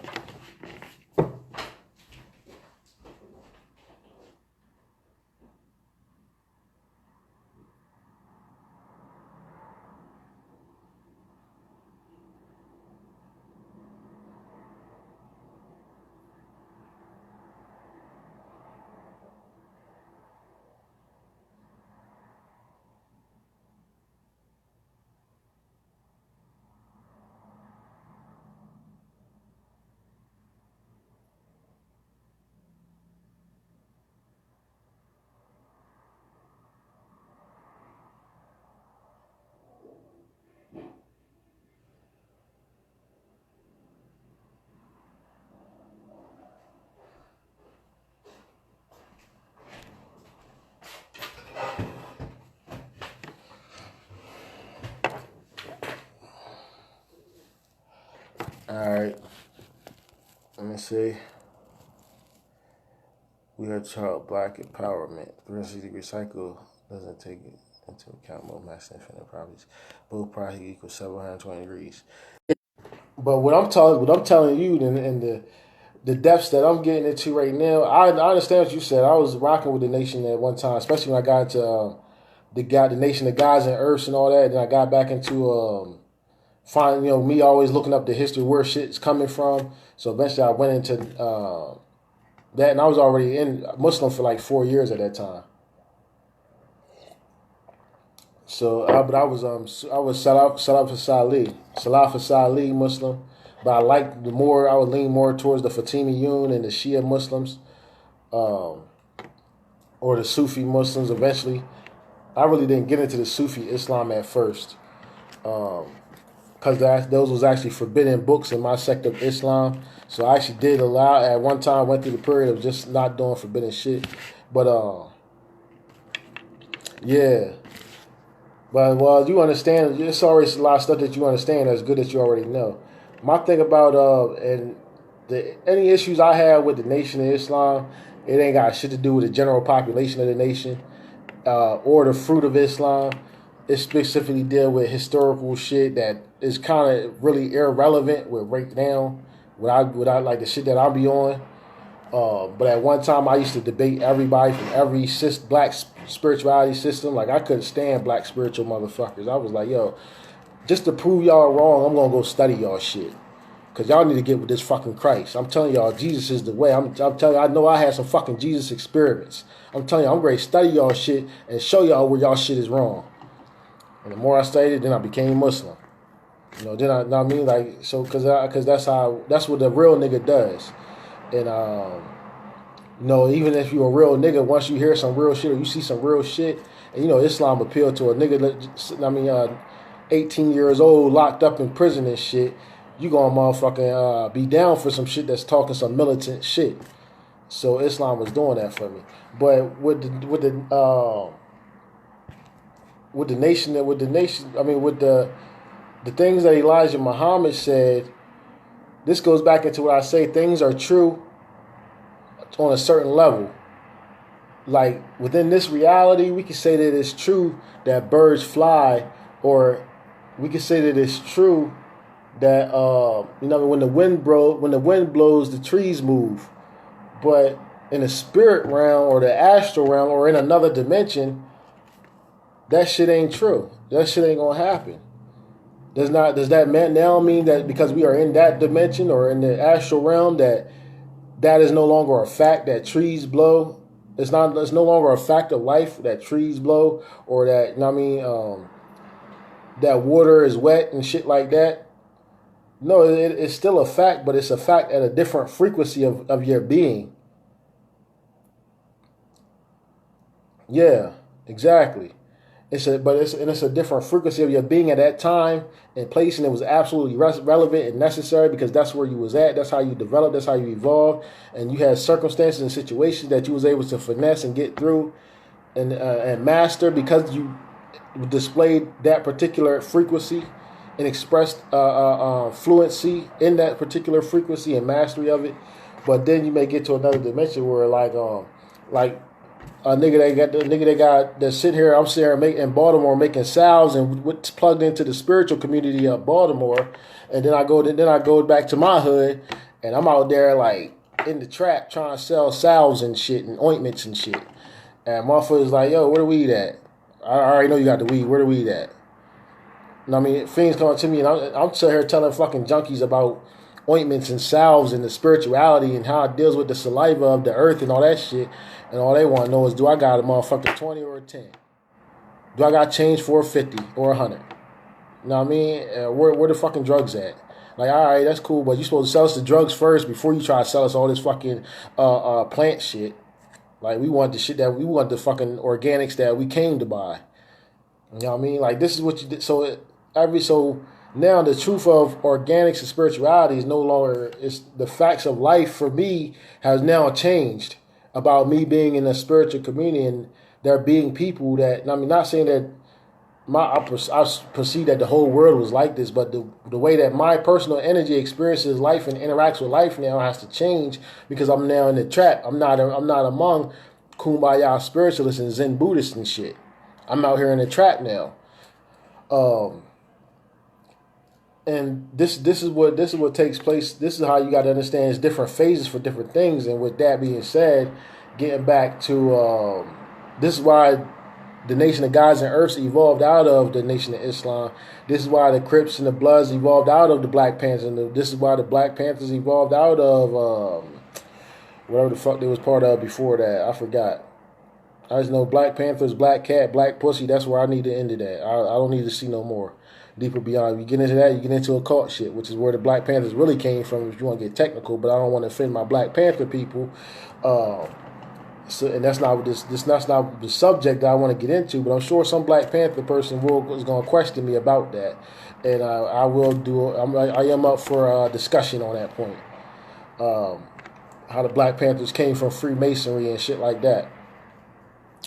And but getting back into this, the Shriners, that's what the bloodline of the Nation of Islam is, the Shriners.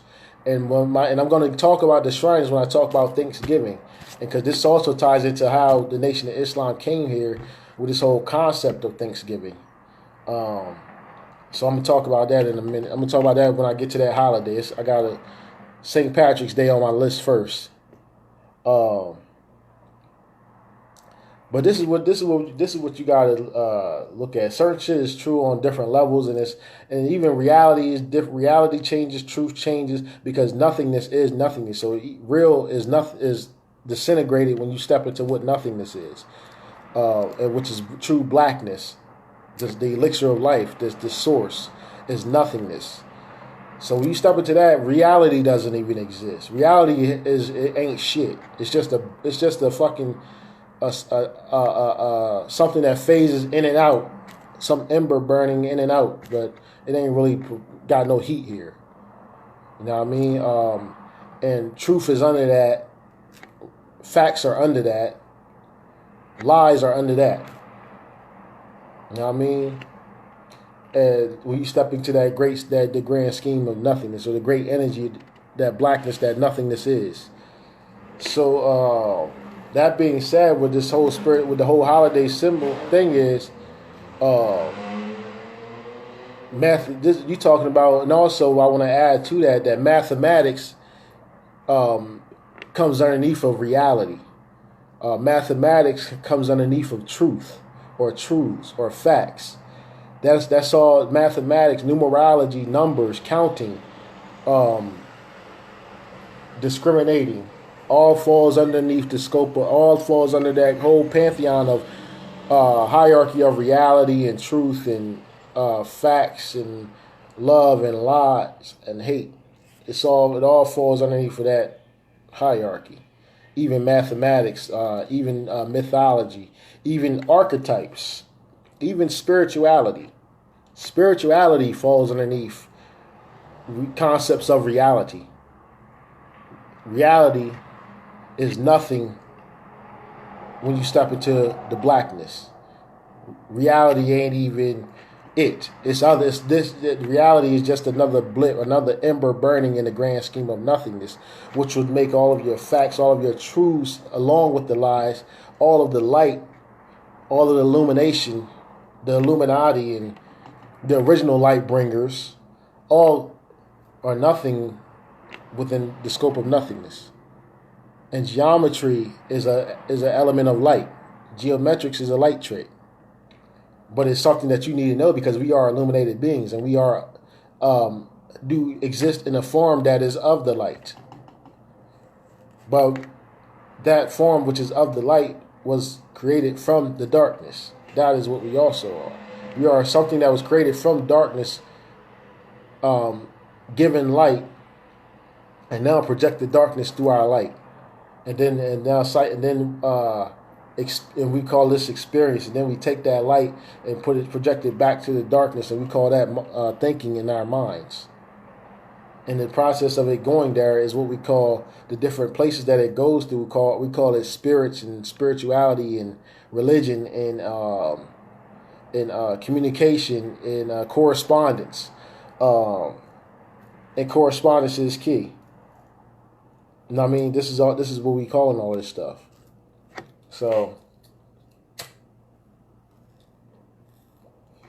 that being said, they got these beings that they're trying to bring here from this astral realm into this realm. I mean, from the Pleiadian constellation, they're mixing between chlorophyll and chlorophyll and melanin. And what takes place when you got a being that's supposed to be chlorophyll based because it's plant it came from this dimension, so it's a chlorophyll being, or chlorophyll melanated being. And then you got those that are melanated beings, black melanated beings, light melanated beings, and they're trying to, or the fluid melanated beings in the solid melanated beings, and the air melanated beings, and the light melanated beings. All of them have their polarities. Chlorophyll deals with the fluid melanated being. So that fluid this is why they say that these aliens manifest as fucking grays, and which deals with the heath, heathers, the Beckys. That's dealing with the heath. Those are those Caucasoids that don't have blonde hair or blue eyes. They are of the heath. They are the ones that are called heathens, not the ones with blonde hair, blue eyes. They're considered Aryans among the heathens. The pure ones among the heathens are the blonde hair, blue eyes. That's why they call themselves Aryans. Aryans is a term that existed in every culture. North Africa had a term called Aryan. Mafias existed everywhere. North Africa got a place called Mafia. The Omerta, or the Code of Silence, was everywhere. This is over there in Lemuria. We're talking about Lemuria, not Atlantis. We're not talking about over here in the Americas, in Antarctica. We're talking about over there in Lemuria, where all the science takes place. So what happened was, but getting back into all this, they're trying to channel. They're creating. I'll get back to the subject. Y'all can remind me if y'all see I'm getting off subject too. But bringing it back to the holiday shit.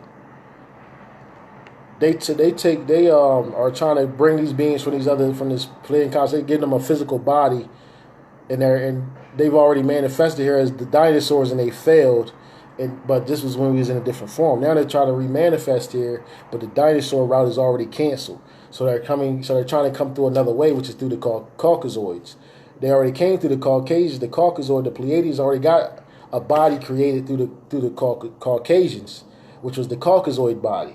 Now they're trying to get their Caucasoid body to now create another body that they can come into and sustain themselves forever inside of. This is why the Caucasoid always is industrious with this technology and projecting what is inside of us outside of ourselves, and taking that frequency from us and creating outside of ourselves, giving off that frequency so that you get hooked onto that like a drug to your body, because your body will stop producing it. Once it's produced outside of yourself, you can receive it from outside of yourself. But when you receive it from outside of yourself from technology, you're receiving something that has been polluted and adulterated. That's why, unless you be as these children, you would not enter the kingdom of heaven, because you're too adulterated. You're too much like an adult. Adults are too linear concept. You got to be childish with your spirituality. Think like a child. Have imaginary friend. I told you about all that in the power of majestic imagination. So, but getting back to the holidays, the holy days, this is pretty much what they're trying to do. They're trying to create vessels, but at the same time, they're trying to give power to their beings that they created. They're demigods, they're demiurges, which are beings that are not the Pleiadians, but there's some other being that they created out of their own wills that they wanted to be their gods, and they gave charge and power to, and gave a story of life to, that when they immortalized and idolized their original warrior cultures that they had, their savage cultures, and they basically civilized the images of their supreme savages, of their most high savages, the most which we call what they call their pagan gods, which is the gods of the Heath and gods of the Aryan type of things, which is the gods of the Aryans are the Pleiadians. The gods of the Heath is what we call the pagan gods, which I'm going to be talking about, dealing with a couple of these holidays. So that's what they're trying to basically channel. They need you to give more power out there, believing that you are cycling with the constellations, but like I said, they're only utilizing 12. So the other 88, those other constellations in that 88, you're not giving energy to, which means it's going all to the 12.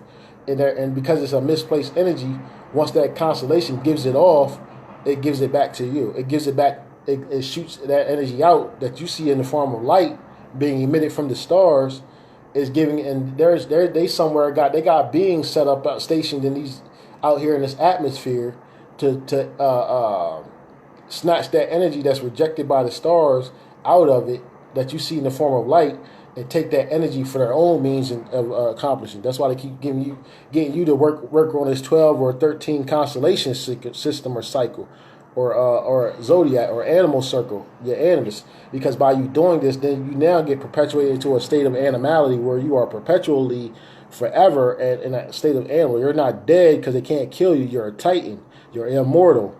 But they can, and by saying, I'm not saying they can't kill some of us.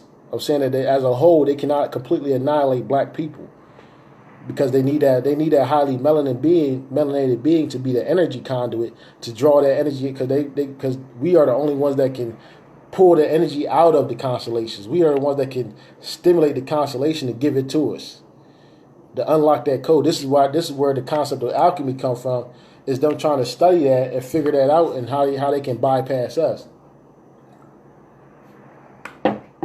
And then they realize that we have this high melanin content. We are not just the conduits and receptors of this energy. We are the pillars of this whole existence itself.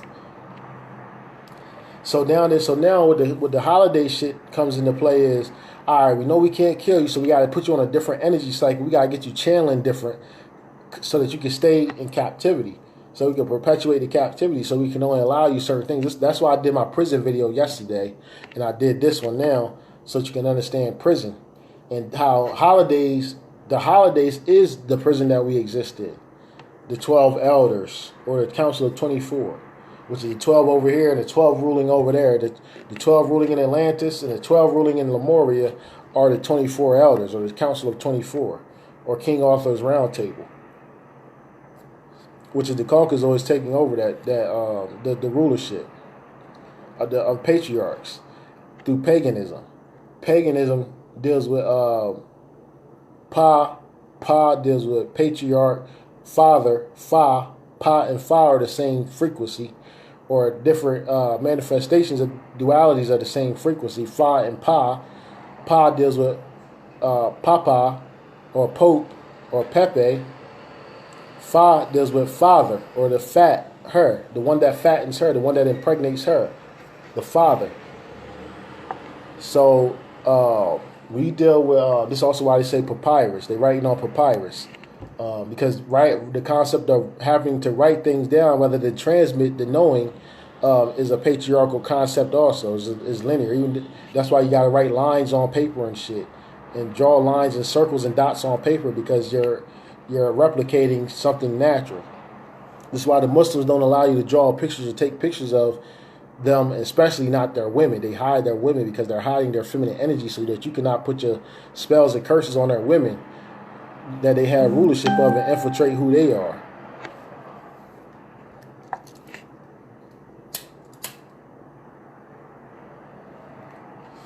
So when you deal with paganism, pagans deal with Pa-gen,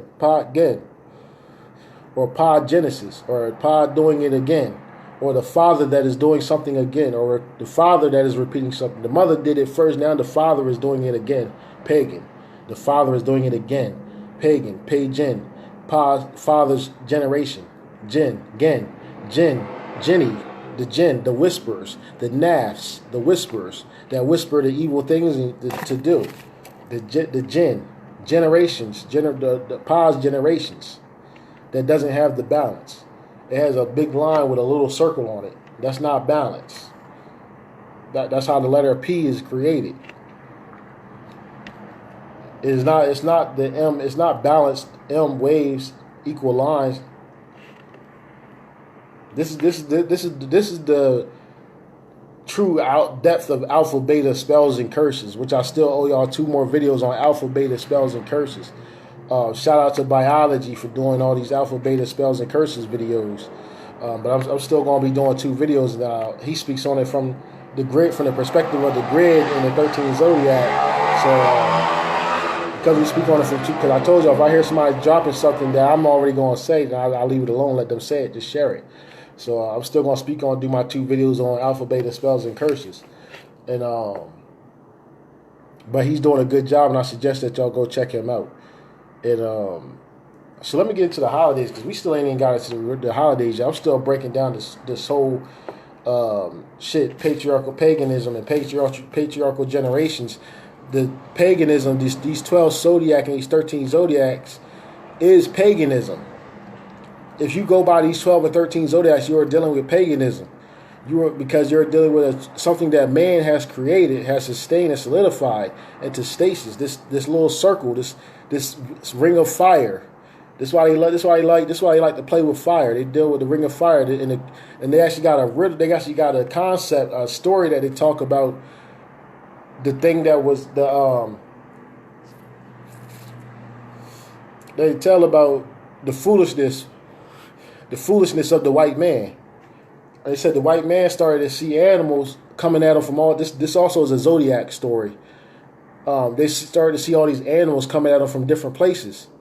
Keep in mind that they started to fuck with alchemy. They was fucking with alchemy and all this shit at this time, dealing with animality. They started to see these different animals coming at them, and so when they started to fuck with this alchemy and try to deal with this magic and numbers and shit. So what they did, they started creating fire, because they worshiped fire. Fire was their god. You know what I mean? This if y'all don't know about that, watch the movie Quest for Fire. It deals with when the black man first met the most savage of the white man, the most civilized of white men and creative of white men, first met the most savage of black men, and how he thought that how he worshipped fire was his god, and he seen that these black men had fucking fire like it was water. Like it was an ocean. I mean, like what they played with fire, and here they had one flame that they all worshipped as God, and this was the eternal flame. This same thing they showed you in Lord of the Rings, which dealt with the ring of fire and the eye at the mountain, which was really a volcano and shit like that. The volcano getting mad and the eyes seeing and getting mad and erupting with all this rage. This all ties back into zodiac and what the zodiac represents, and the Hobbit represented the Hobbit represented the small man, the typical man that was a man of habit. Hobbits represent your habits. That's what a hobbit is. Hobbits represent habits. The little people inside of you is your habits. The things that the energy frequencies that you have given stasis to, you have given life to, you have embodied and encompassed. These are your habits, your hobbits. That's why the hobbits was the one that took the ring of fire, because it's through your habits, through the habitual practice of these things that you can bring, that you'll end up bringing the ring back to the ring of fire. You'll basically get the energy that you give to the stars. The stars send it to you.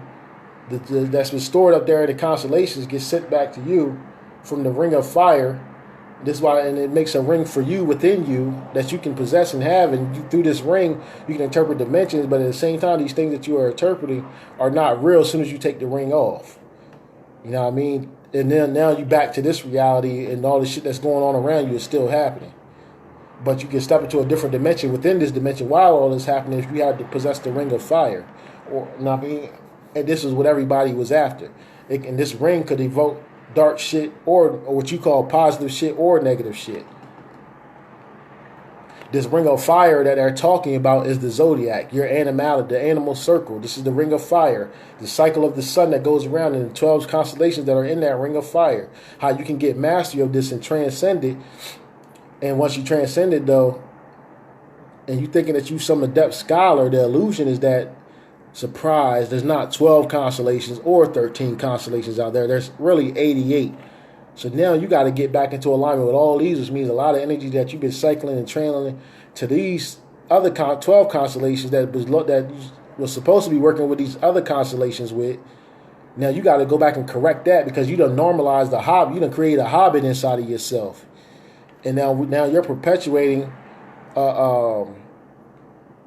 something's imbalance of giving and receiving of energy with the cosmos.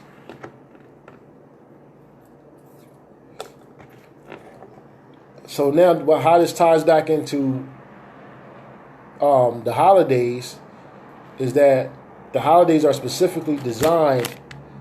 Granted, they got them like more than 12 holidays and 13 holidays. I believe they got like, let me see what I got. 1, 2, 3, 4, 5, 6, 7, 8, 9, 10, 11, 12, 13. Yeah, I got 13 holidays on here. So I think it's more than 13 holidays. But this all ties into how they're saying that certain holidays get activated, and until the next holiday get activated, that holiday is still in activation. So that's why this is why each holiday is placed and it's still tied into the constellations. But what they're trying to do is stimulate a specific constellation and a certain energy configuration that's imbalanced with what's really going on in the realm of stars and constellations and things.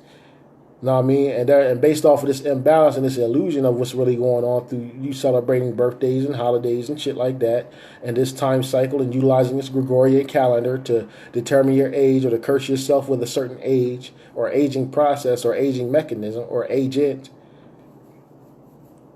then you start to become an agent of the system. You become a numerological spectacle. You become illuminated. You become a light being, a light worker. You know what I mean? Not knowing shit about darkness and blackness. But lo and behold, let me tell you the vibe. Let me tell you the vibes that's linked to these holidays and why they put them in. Same as if you want to see my zodiac spells and curses or zodiac, whatever the fuck I did, animal circle, whatever video, check it out in the group. But what I'm speaking on is the same exact concept, but now I'm coming at the holidays specifically. Whereas when I spoke on the zodiac, I came at the concept of calendars and keeping time and all that kind of stuff. Now this one is coming at the actual holidays within the scope of time that we have been given and kept via the birthdays and times and holidays and shit like that. St. Patrick's Day. You know, the day you wear green. Green represents Asmodeus. Green represents the Jolly Green Giant. Green represents the giants at the top of the beanstalk. And green represents Osiris. Green represents Asmodeus. The earth, it represents the earth kingdom, the lowest point of the Kabbalah tree of life. And the green chakra, whatever that is, I'm not really too much into keeping up with the 7-point chakra system.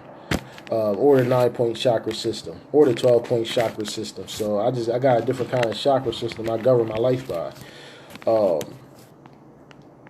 But St. Patrick's Day, the leprechaun, Lupercalia, and all that kind of shit. That's leprechaun. Lupercalia is a holiday that I believe is associated with where they connect the different God beings and holidays and energy grids of the holidays. They use one to channel the other one, or your familiarity with one and acceptance of one opens up the portal to you accepting and receiving other ones.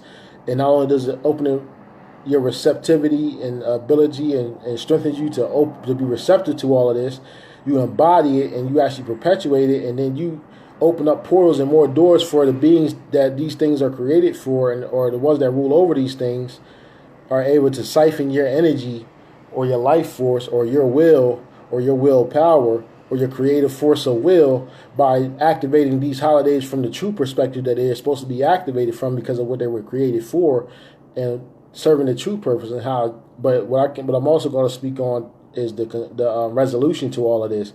I'm going to let you know what the problem is, or different aspects of the problem, but then I'm going to let you know what the resolution to all this shit is also, which most of y'all probably already know it. If y'all done heard me speak before, y'all can pretty much figure it out once I say what this shit is. But St. Patrick's Day deal with Maywin Sukkot. Maywin Sukkot is the original St. Patrick. This Maywin Sukkot was supposed to be a hobbit or a shrine or a midget, and he was converted to Jew. He was from Rome, moved to Ireland because he was captured by a pirate doing some shit. He was doing some shit, fucked up shit. Got snatched up by a pirate because pirates are sovereign. I told y'all about that. For those of y'all that don't know, check out my Black Flag pirates and all that kind of shit and sovereignty video. So he was snatched up by a pirate, and he was a Roman citizen. And these pirates was basically on a journey. They went to Ireland. You know, Ireland was one of those places that respected pirates, and they respected the Black Flag as a sovereign flag. So, and they knew that the pirates was mostly always merchants and traders and magical people, magic and mystical people of the sea. So,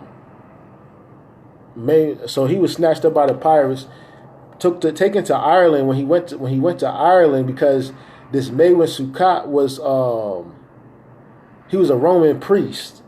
That's what it was. He was affiliated with Rome, and he talked to and he was doing some fuckery shit on behalf of the Roman emperor or the Rome, whatever the fuck you want to call it. Got snatched up by pirates and shit like that. Because of the shit that he knew, the occult shit that he knew, the pirates took him when they went to Ireland. They basically sold him or traded him with the Druids, which was the divine priesthoods of Ireland. The Druids, I told you, came from the Essenes, and the Essenes came from Egypt. The Egyptians came from the Kemetics. The Kemetics came from the Nubians, which came from the Abyssinians and Abydos, or whatever else you want to call it. Pretty much the Central Lemuria or South America. And these beings, Maywin Sukkot, you can look it up, Maewyn, which ties them back to because that's that language is Nordic language that deals with runes and all that shit, which is Ireland. Maywin Sukkot, so that had to be that he changed the name from a Roman name to an Irish name while he was there.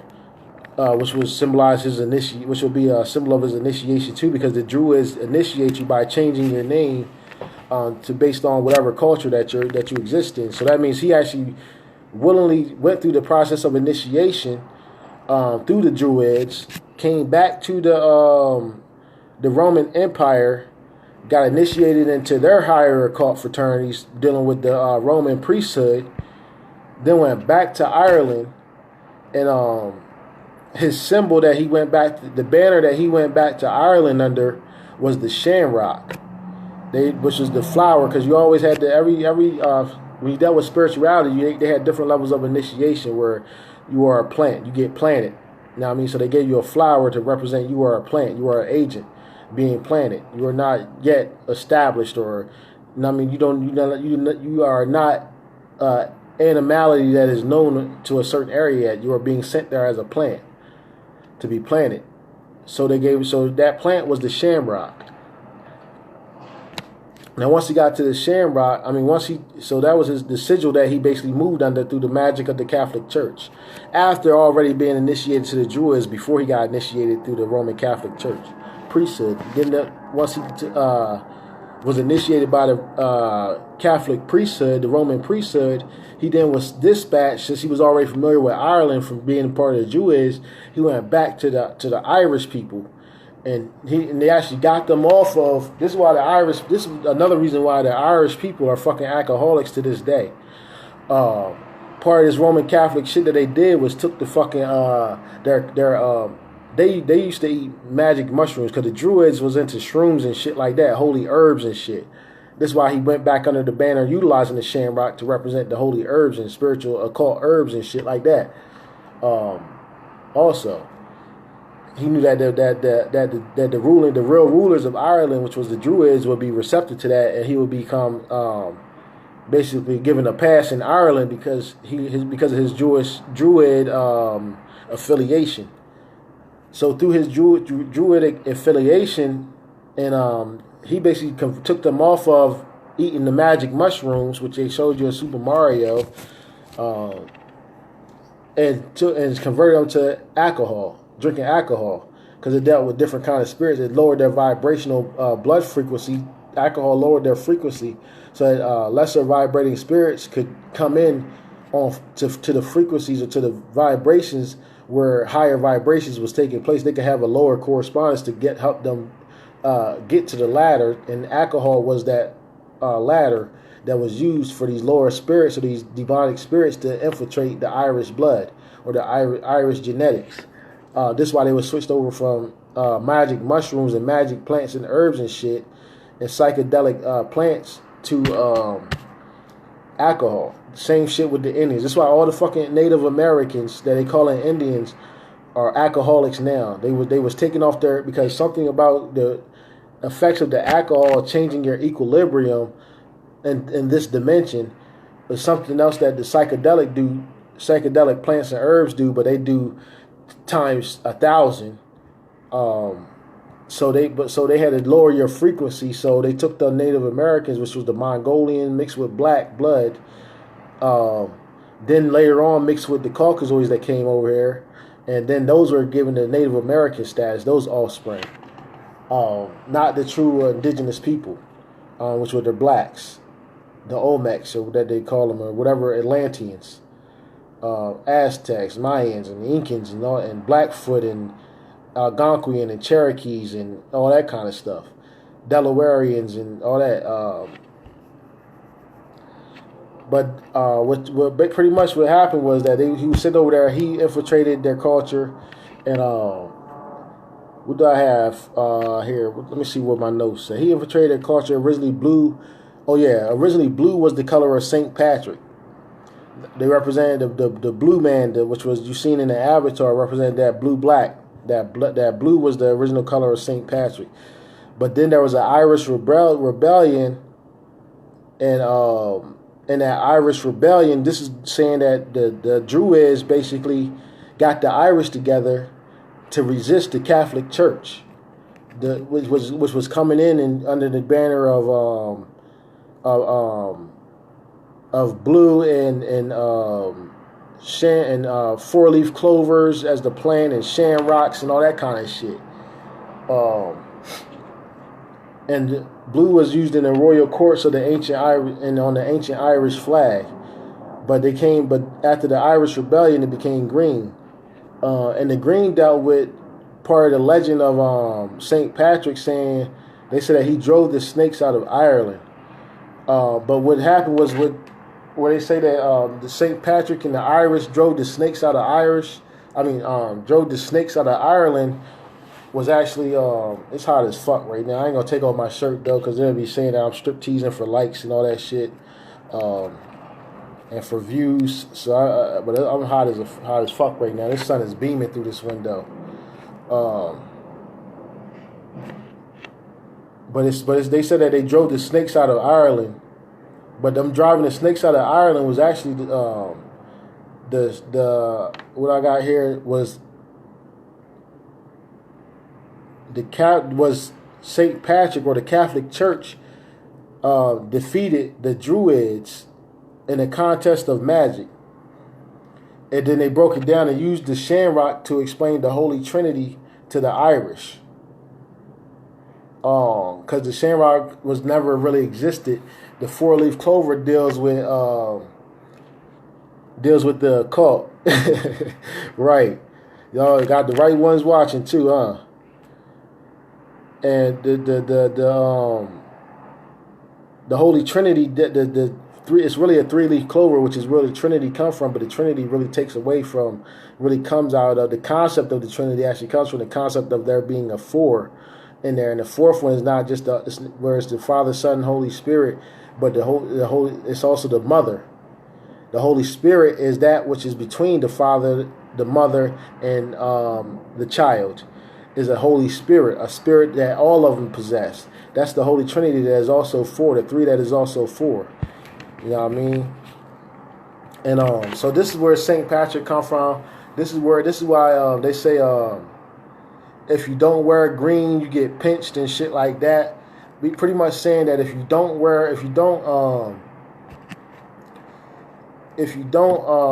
represent this frequency at the time that we representing this frequency and projecting this energy out, you get killed. This ties back into the concept of in the Bible of putting the sheep's blood or lamb's blood on your door, the Passover shit. Putting the lamb's blood on the door, and if you got the lamb's blood on there, you safe. If you don't, God gonna come in here and kill your first son or kill your oldest child. This is what all that shit ties in. It's all the same concept, just different cultures. And they did the same shit in Ireland, which ties us another holiday that does that also that I'm gonna get into. I'm going to skip Thanksgiving because a lot of shit I got to say about Thanksgiving, and I will talk about that though. That's one I want to go in on, so I'm gonna save that for last, even though I got that on here next. Christmas. They got Christmas, which ties into Nimrod, which ties into Tammuz, which ties into paganism, which ties into also Saturnalia, which is a Roman god, which also ties into Kwanzaa. Because keep in mind, the dude that created Kwanzaa was a fucking police. That nigga was a cop. He was an agent, special agent, and like on payroll by federal government type shit. Real life, like this was his job. Spirituality was his side hustle. And he created Kwanzaa. And he created Kwanzaa based on Christmas. Christmas was because Christmas and Saturnalia and this whole paganism concept and Nimrod ideology, because the true Christmas practice, and I'm going to get into Mardi Gras too for y'all black people out there that like to celebrate Mardi Gras. We're going to talk about it. But this ties into Christmas because Christmas really starts December 17th. It ends on December 25th.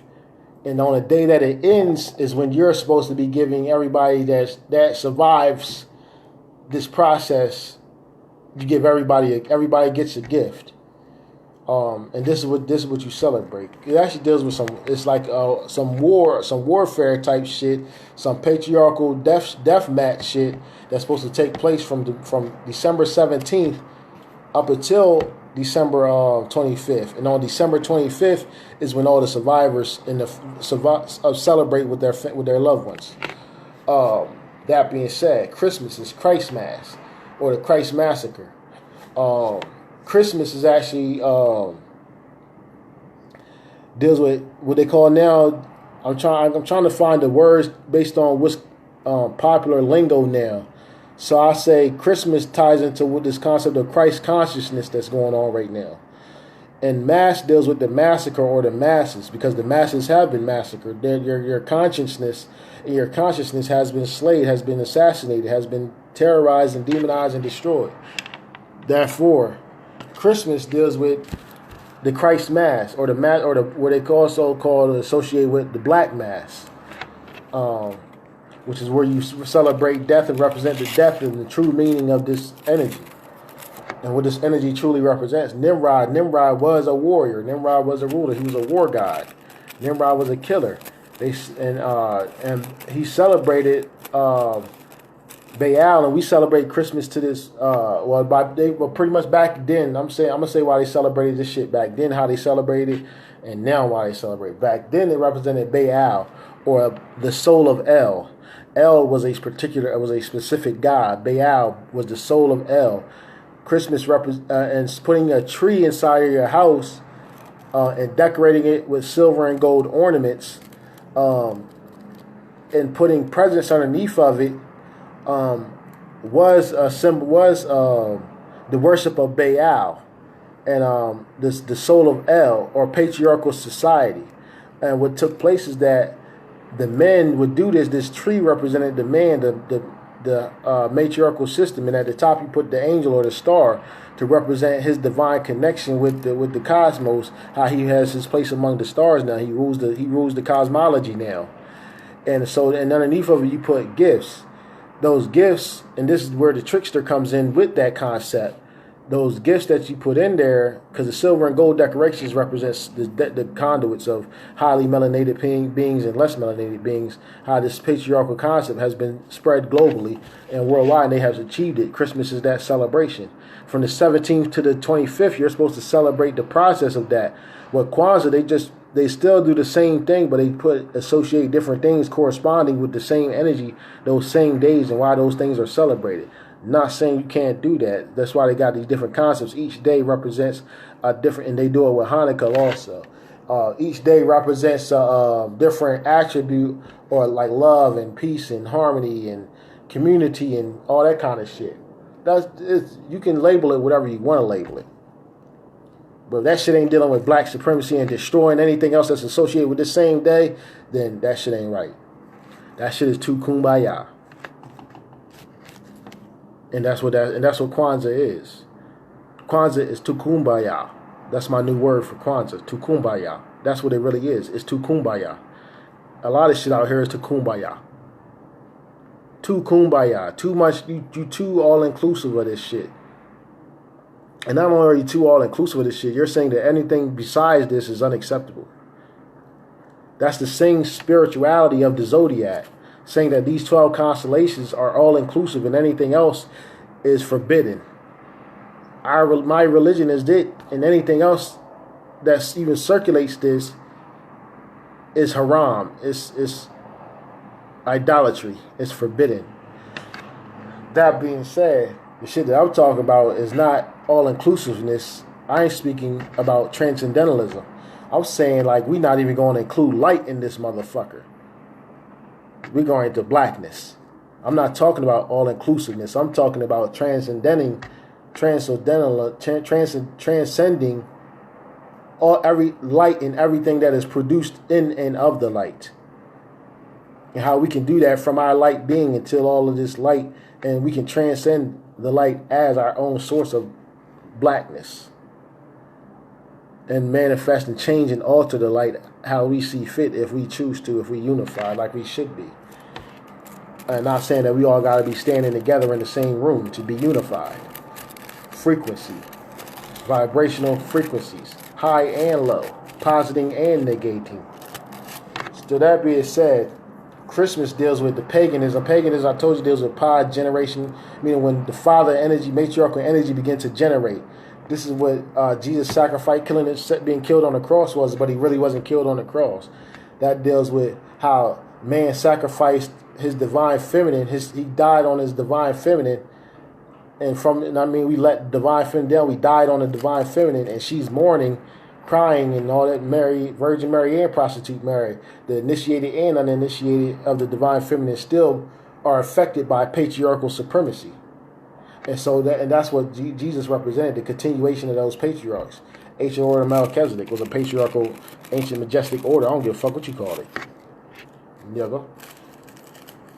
That's what Christmas is about. That's what Christmas channels. And the only reason that the Catholics felt like they needed to bring more people into their system, but they was like, all right, fuck it, that shit just like ours, it's all the same shit. So let's just go ahead and incorporate some of their pagan shit into our Christmas shit. And so we can get them to be a part of this shit that we trying to work on and shit and put them under our energy grid. That's why they trying to make English the dominant language on the planet. Now but Saturn, all this shit is the same thing. The Kwanzaa, the Hanukkah, Christmas, and the celebration of Tammuz and Nimrod, Christ consciousness, Christmas, Christ Mass, Christianity. It's all part of this same energy complex of Christmas. So, and I'm like I said, I'm going to tell you about a resolution to all of this shit once I finish telling you about all of them. But I need to hurry up because I don't know when my phone is going to die. But bam, let me get into Mardi Gras. Hold on, let me move. I gotta move, man. I'm getting cooked right now. Let me move for just a second. I'm sitting by this window getting cooked the fuck up. Matter of fact, I don't even need to move. Let me turn this air on.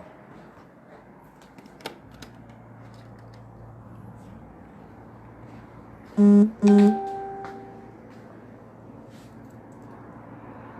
in the black. I need my poker.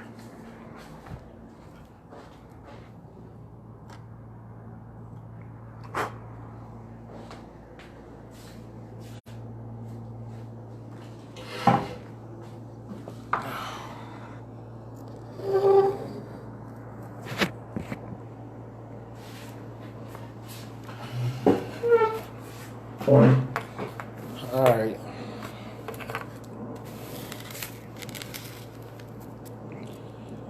That being said, let me go into I might as well deal with the black shit first since we so much into it. Mardi Gras.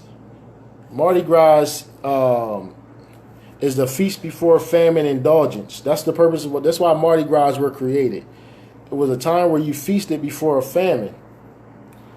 Because it was pretty much a celebration before everything went back to you just gotta take care of your own. Like pretty much when you got your harvest back, y'all got all y'all food from the y'all first harvest and shit. You pretty much you celebrated Mardi Gras. This was the Mardi Gras here that was created. The same shit that's going on down in New Orleans, the Mardi Gras. It was the feast before the famine indulgence. It dealt with and with the Mardi Gras. The reason why Mardi Gras existed was because when you're in a state of famine, you have to do certain shit. Like there's certain things that you can and you can't do because you're limited. But what Mardi Gras is representing that one moment where like pretty much payday when you get paid. That would be the Mardi Gras moment. That's when your payoff from everything that you've been cultivating comes. And you pretty much you do something for yourself. You celebrate payday. It's Friday. I'm going to go do this. Same shit. That's your Mardi Gras being cycle. Free Friday represents free day, the day that you become free from the cycle where you actually have the time and space to work on being free and indulge being free. So what Mardi Gras represented was a 41 day. 41 day celebration. Y'all might say, well, shit, they don't celebrate no Mardi Gras 41 days in here. Yeah, they do. They supposed to have the celebration, the famine. They supposed to have the feast. After they have that feast, they're supposed to go through 40 days after the Mardi Gras to cleanse themselves. It's a period where they basically fast and get real spiritual and into their minds and into their spirituality for 40 days afterwards. Most black people that celebrate Mardi Gras don't know that aspect don't do that aspect. If they know about it, they justify it away. Well, I eat healthy, so I'm cool. No, you celebrate Mardi Gras, celebrate Mardi Gras. Go on that 40-day fast after the Mardi Gras too. And if you the moment, and for real, you see just as many white people down there, Caucasoids down there, as you see of black people celebrating Mardi Gras. And that's not supposed to be like that. And I'm sure y'all already know why. But the thing that is, if it's going to be any of them down there, it should be white women. And you see mostly that when you see white people celebrating Mardi Gras. You see mostly white women. The reason why I say this about Mardi Gras, because Mardi Gras is where the concept of purging, or the movie Purge, comes from. The movie Purge comes from the concept of Mardi Gras. I know Dr. Umar like to think that he created the script, the plot for the movie Purge, but Mardi Gras was the first concept of purge. Because Mardi Gras,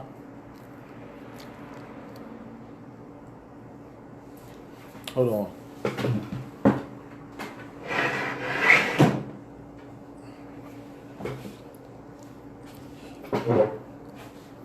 Because Mardi Gras was the day where the spirituality, when you talk to the occult people behind Mardi Gras, now I'm not talking about the people that go to celebrate Mardi Gras, but the people that actually host Mardi Gras, that the part itself, the people that orchestrate Mardi Gras and what's going to happen at Mardi Gras. These are the occult people of Mardi Gras, the ones that deal with channeling all of the energy of the people that are out there in Mardi Gras, claiming to celebrate Mardi Gras. They are the ones that are giving that energy, cerebralating their energy to the occult people that are really orchestrating Mardi Gras. Because what Mardi Gras truly represents is the protection of endangered desires. That's what Mardi Gras really is, the protection of endangered desires. And what that means by the protection of endangered desires is saying that we all got some kind of animality, and something in us that want to do something that's nasty and forbidden or dirty, or just be loose, for not constricted or confined to schedules and patterns and or obligations to anything or anybody. We just want to indulge our own desires. Without restriction or restraint. So this is what Mardi Gras represents, that time where you basically supposed to remember those things that you truly desire, the things that you really want, the things that you, not saying about, oh, well, I want to love my children and I want to raise my children to be. No, that's your children's life. That's how you want to affect your children's life. You doing that. You already doing that. They there, they yours, that's what it is. But what about you, personally? What is it that you desire? What you desire? Anal sex? Orgy sex? What is it? What do you desire? What do you truly desire? Do you desire to explore, or you want to go skydiving, or you want to go in underwater exploration, or you want to go like whatever? That's why people vacation for Mardi Gras. This is the same spirituality. It's about you taking your break away from your sex, from you taking a break away from your normalcy or your comfort zones or your schedules or your routines or your patterns or your habits, and stepping into allowing the giant within to be expressed, the true giant within to be expressed, not just your hobbits, because of the system created hobbits inside of you, but the giants inside of you, the dragons inside of you. Let them breathe now. And so, and this is what they call it. This is what they're saying is your true desires are endangered. They're endangered by society, by social acceptance, by economics, and everything that economy brings along, and they're endangered by morals and by standards and rules and regulations and patterns and habits. So he's saying that your desires are endangered. Your true desires, who you truly are and what you truly desire for you and yourself, and what what you would like to live at any given moment, just living it and being it and doing it. Mardi Gras represents protecting that for you. So within that time where you celebrate, where you are experiencing Mardi Gras, you get to get away with everything sexual, everything taboo, and keep in mind that Mardi Gras deals with indigenous culture. It's pretty much, and what most people get into is the indigenous culture. When you see people wearing all the colorful arraignments and feathers and all that shit, that's same shit that the Native Americans did. Emulated us and ritualized us and our cultures and things that we tapped into and our animalities and our animal totems and shit like that, and try to channel these things from our animal totems and shit. That's what Mardi Gras is. Mardi Gras does the same thing, except what happens, where the disconnect is between you and what's really going on, because Mardi Gras is a time where, like, you got the Day of the Dead, which is for the ancestors, and opening up the portal for the dead and the living to commune together and all that kind of shit. Mardi Gras deals with all of the living now and what we truly desire and what our will is, and expressing that and being in tune with each other when we're doing that, and synchronicity with each other while we're doing that. This is what Mardi Gras represents: protecting your endangered desires, your sovereignty, your anarchy, your personal anarchy compared to systematization and programming. But what happened where Mardi Gras went astray or was taken astray was that, and this is where the concept of purge comes from. This is why I told you, this is why I just said that Mardi Gras ties into Purge, the Purge movies and what the Purge movies represents. Because if you look at the movie, the first Purge that they got, they show you that, because they always come out with the origin story after they come out with all the shit that get you attracted to it. So if you look at the origin story to the Purge, where the first Purge, it took place in the hood among black people. That was the first Purge. In the hood among black people. We's the ones that started the fucking Purge. But what happened was Caucasoids came in because we didn't start killing each other during that moment of purging, that time that we had to freely be ourselves, because everybody was off freely being themselves and enjoying their harvest, what they reaped out of what they sowed and shit like that. So nobody was there to watch over us or judge over us. So that representing the time where we could purge and do whatever we want and get away with whatever we want. And black people were expected to go to war and be chaotic when we started the purge. But what we did, what black people do, and the same thing with us when we trying to purge from having a fucking job all week. Our purge is not what they expected it to be, which is to be so frustrated. Which is to be so frustrated and upset about our conditions of confinement that we either just conform to our conditions of confinement, or we get pissed off and become the angry black man radical and start killing shit. This is what represented in the movie The Purge. When you have that time to release and get away with anything that you can get away with, you're going to kill. This is why we need civilization. Because if not, this is what you would be inclined to do. Because this is what you do when we give you the opportunity to do anything that you want to do. But what they realized was that black people wasn't inclined to that. Caucasoid people are naturally inclined to, when you get them the freedom to be sovereign and do whatever they want to do without judgment or rules, they become dictators. They will become prison staff. They would become rulers. They would want to fucking assert their authority over other people, and they would start to exert punishment over other people when they had the sovereignty and authority to do so. But what they realized with Mardi Gras is that black people didn't do that. We didn't purge like that. Our purge, and this is what they're showing, the difference between a black person and a white person, and they showed you in the movie Purge, the first Purge, where when the black people, they said, where's all the fucking violence and killing at? They had to release a black motherfucker from their mental institution to go out to the black community and start the purge, start the killing shit off, and start terrifying motherfuckers and realize that, all right, we got to change frequencies and be in tune because there's somebody out here purging in the white people's way. Came out of the prison and mental institutions of them.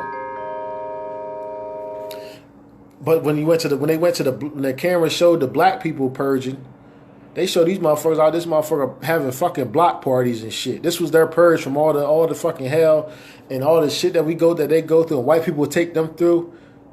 We have a party. We got block parties and celebrate. We have a fucking whole national party if we could.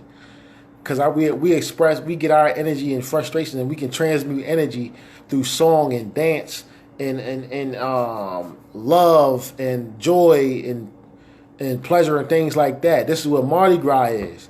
So what they do, they gonna say, okay, well, since that's the type of niggas that y'all are, we gonna associate some of our spirituality with your activities through correspondence, and now we're gonna make this energy that you had, this concept of Mardi Gras deals with the concept of, getting paid, and what you do with your money, or what you do with the things that you are gifted or donated, and how you channelize, how you utilize what you get out of it, and what they represent with the Mardi Gras is you're giving it right back to the system, because everything that you do, you're buying it from them, you're providing them with resources. Mardi Gras is supposed to be the time where you make your own shit.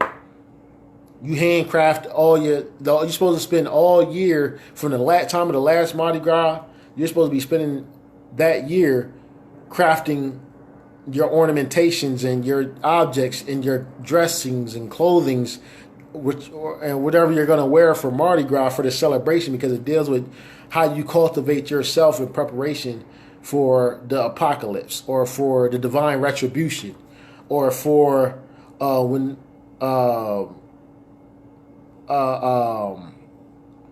Armageddon, or when the end times come, or when it's time for judgment. How will you be judged, and is there corruption or manipulation in that? Which happens when you buy shit. There's corruption and manipulation and all that economical shit. So what happens is that the people that go to Mardi Gras don't know that. The people who control Mardi Gras and orchestrate the events of Mardi Gras, they know all this shit. So what they doing when they explain Mardi Gras, they tell you about Bacchus. These are the spirits that they challenge for Mardi Gras. Mardi Gras deals with Babylon, Chaos, Okeanos, Morpheus, Venus, and Bacchus. Oh, and Orpheus. These are the deities or the energies that Mardi Gras is centrifugal to right now. These are the centrifugal point. Mardi Gras is where these things I just mentioned are utilized in Mardi. The whole concept and event of Mardi Gras are consumed by these spirits. This is where they get debauchery, is where you get the term Bacchus from. Debauchery and debauchus is being drunk. What do you do during Mardi Gras? You get fucked up.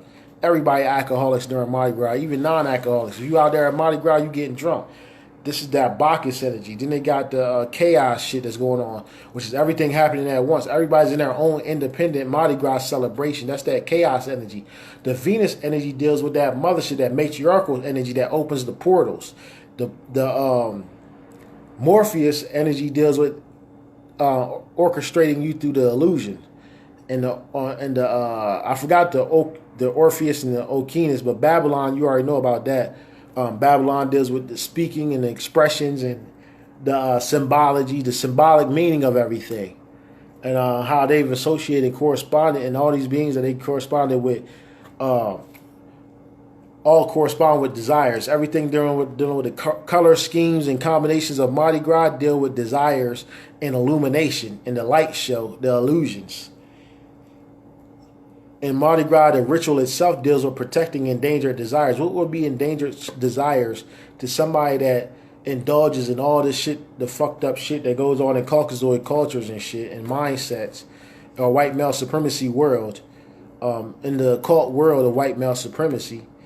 What will be the endangered desire once you put that culture out into what you consider to be a moral balance, Ma'at, Kemetic, Nubian, Meshi type of culture? You know what I mean? Or what everything should be destined to eventually if we reach the highest manifestation of good. They would have they would be an endangered species. The Caucasoids would be an endangered species because white women will automatically start to gravitate towards black men. That would make them in just Dr. Francis Cress Wilson, genetic annihilation. I don't got to go through it. Protecting your endangered desires. This is what Mardi Gras is designed for now.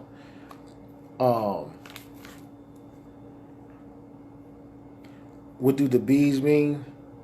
The Mardi Gras bees. The bees represents points of knowledge or levels of attainment. Just like you got degrees to a circle, and the necklace. The beads represent how many degrees have you been given.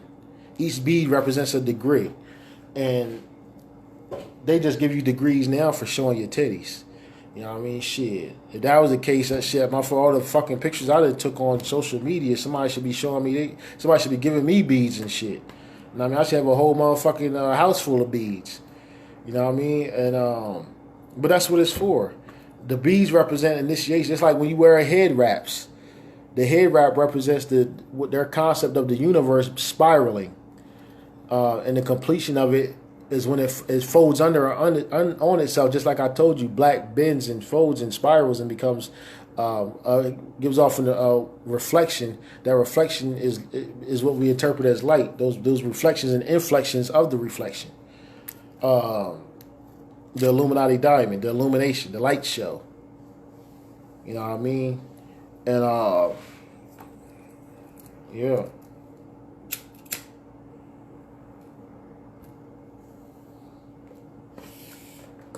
But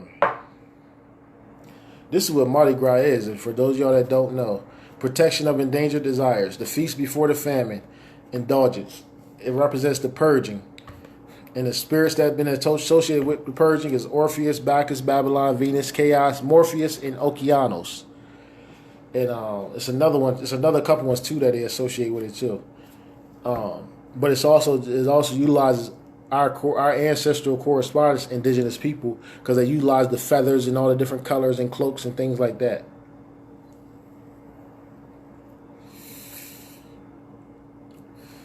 Kwanzaa. I did that. Independence Day. Oh yeah, I'm gonna come back to the 4th of July. I'm gonna come back to Thanksgiving, but Independence Day, or what you call the 4th of July, fireworks, barbecue, family reunions, all that kind of shit.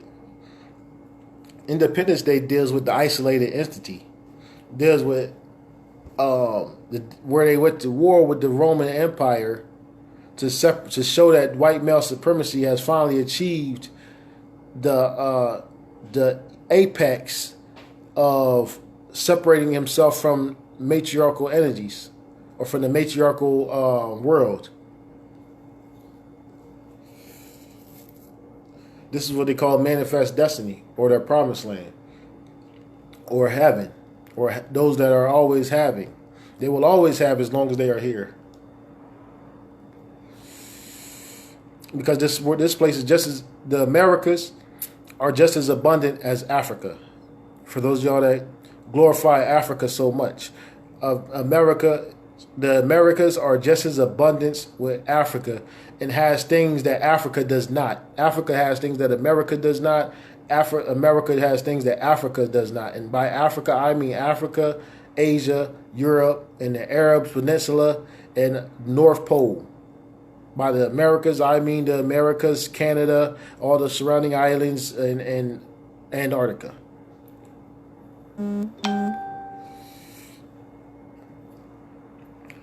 So Independence Day represent that they actually made it to heaven.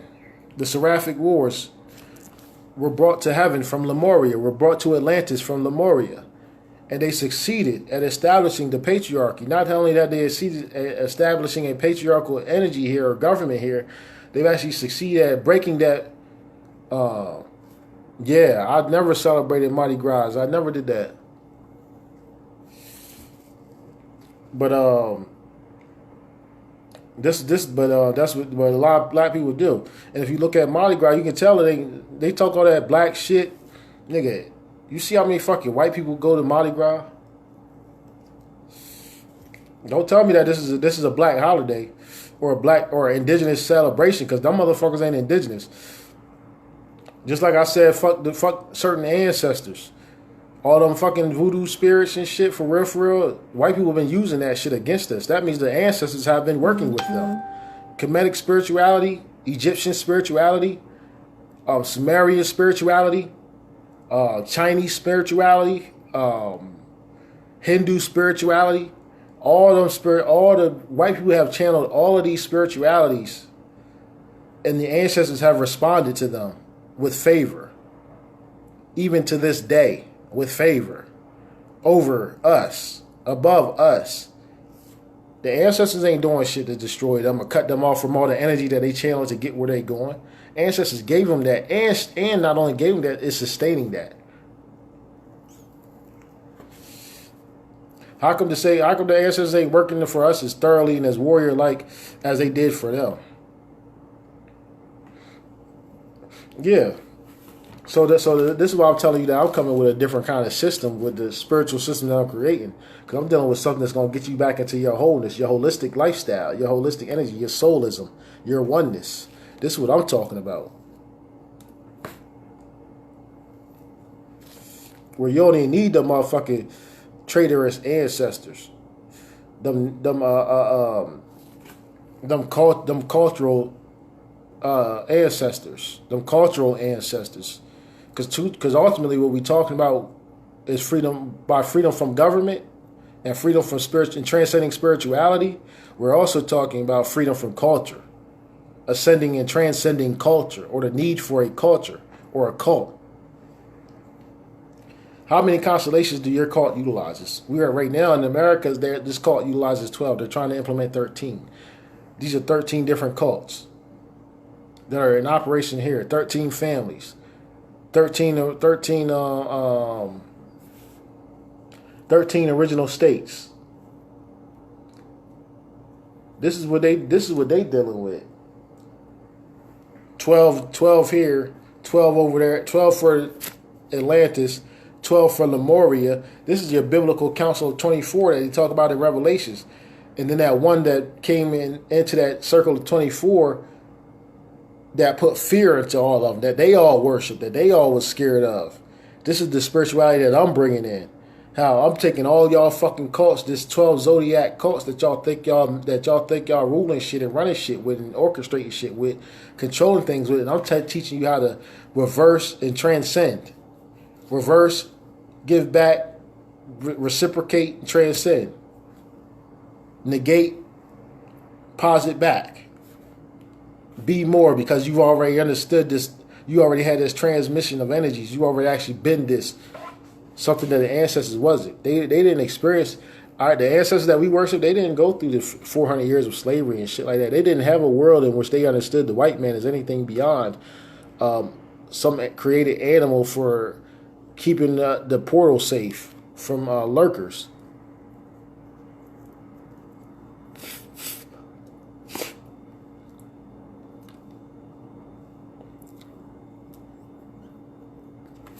We got that personal experience. That's why we will be something. We have something different, different elements. I'm slobbering and everything. You know I'm talking some shit. We the ones that had these different elements of experience. This catalog of experience, personal experience, transmitted through genetics, it's been activated and experienced now.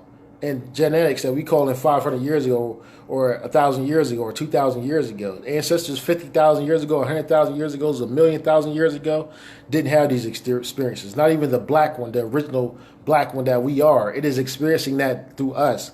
Knowing that, all that shit now through us. The black one that is ourself, our true soul.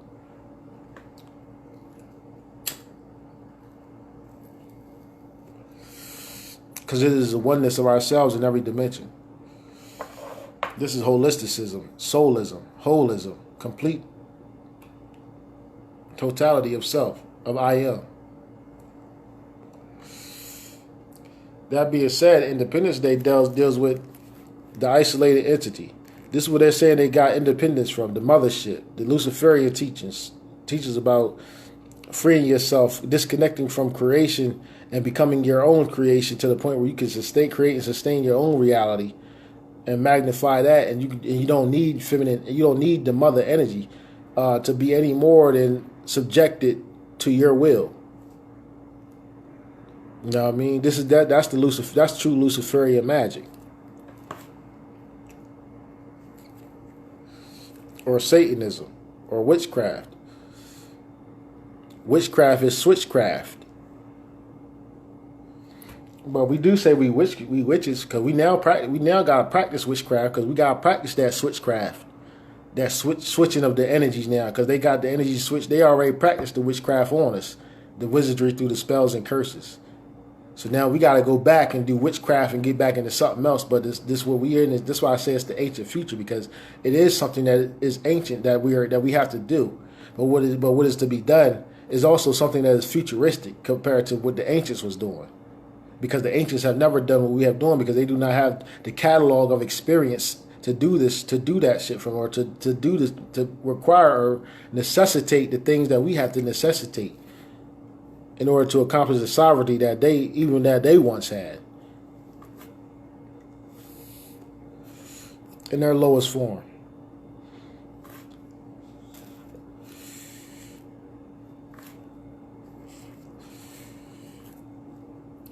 So, Independence Day represent the wild child, the one that is in deep ends. Independence represents being in deep ends of thyself. That's what gives you your independence. Go to the deep ends of yourself, you will get independence. This highest manifestation of independence is sovereignty. Sovereignty is still co-creating. Halloween is coming up. And we got some of these Halloween decorations here too. And we selling stuff that like the crystal skulls that we have for sale is for Halloween. But just like I'm gonna explain that to you right now. That's like I bought the Vatican stone, which was quarried from the same stones that Vatican City was quarried from, just so I could work magic on Vatican City in the Vatican Library. I start to say that I got the stone because I honor and value what was created out of the illumination, out of the light illuminations. So Halloween, let's get into Halloween though. Halloween deals with Halloween, the hall of weaning, the hall of weaning you into something. What is the hall of weaning you? What does that sound familiar to? This is when I study and research shit. That's why I talk the way that I talk. And it's so much because that's what happens in my mind. And I should talk more and faster in my mind. But I'm giving you the process of how you think. Like they say that I'm not telling you what to think. I'm showing you how to think. You can calculate through the methodologies that I speak to you in is the process for how you think, how you can think, and how you can question your own thoughts. And the thoughts that is thinking, the thoughts that is questioning the thoughts, along with the thoughts that is behind the thoughts that you are thinking.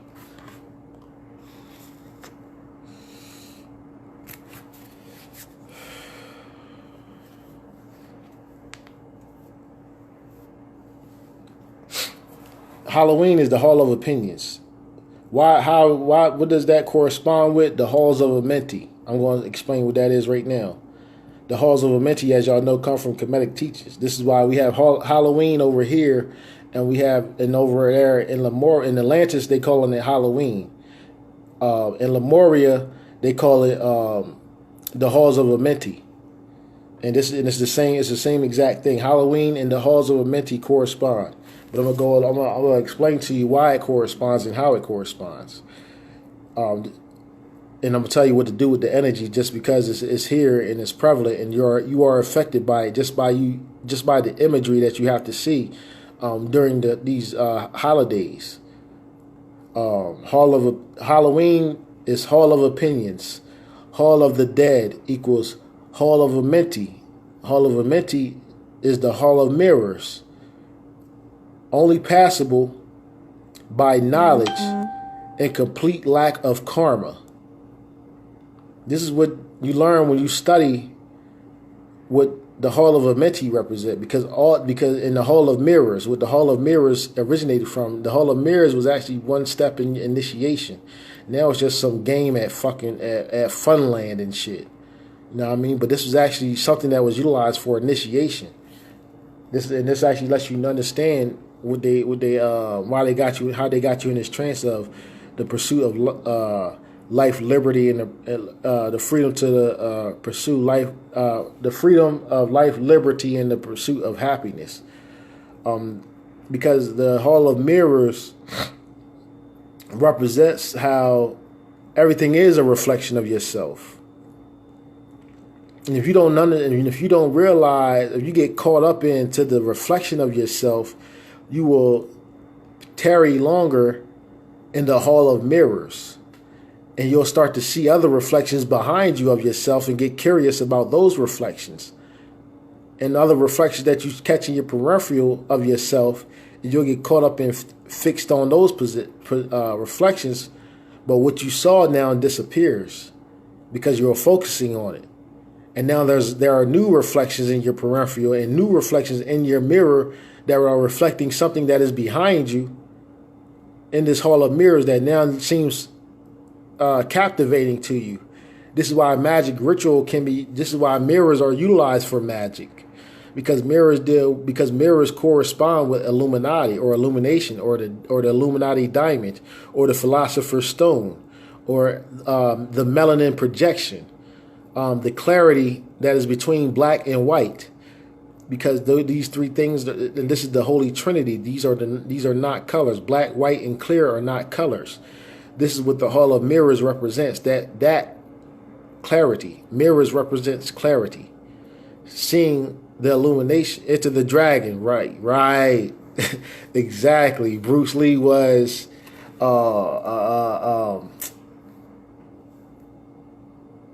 Bruce Lee was into the kung fu and martial arts, and and he was initiated to the degree where he was able to create his own discipline. He was able to indulge his own reflection within the Hall of Mirrors, within this illumination. He reached a level of initiation, and the only way you can reach those levels of initiation, like you got with the ninja, shogun, and all that, is that you got to prove some link to the original people of Lemuria, which is the black people.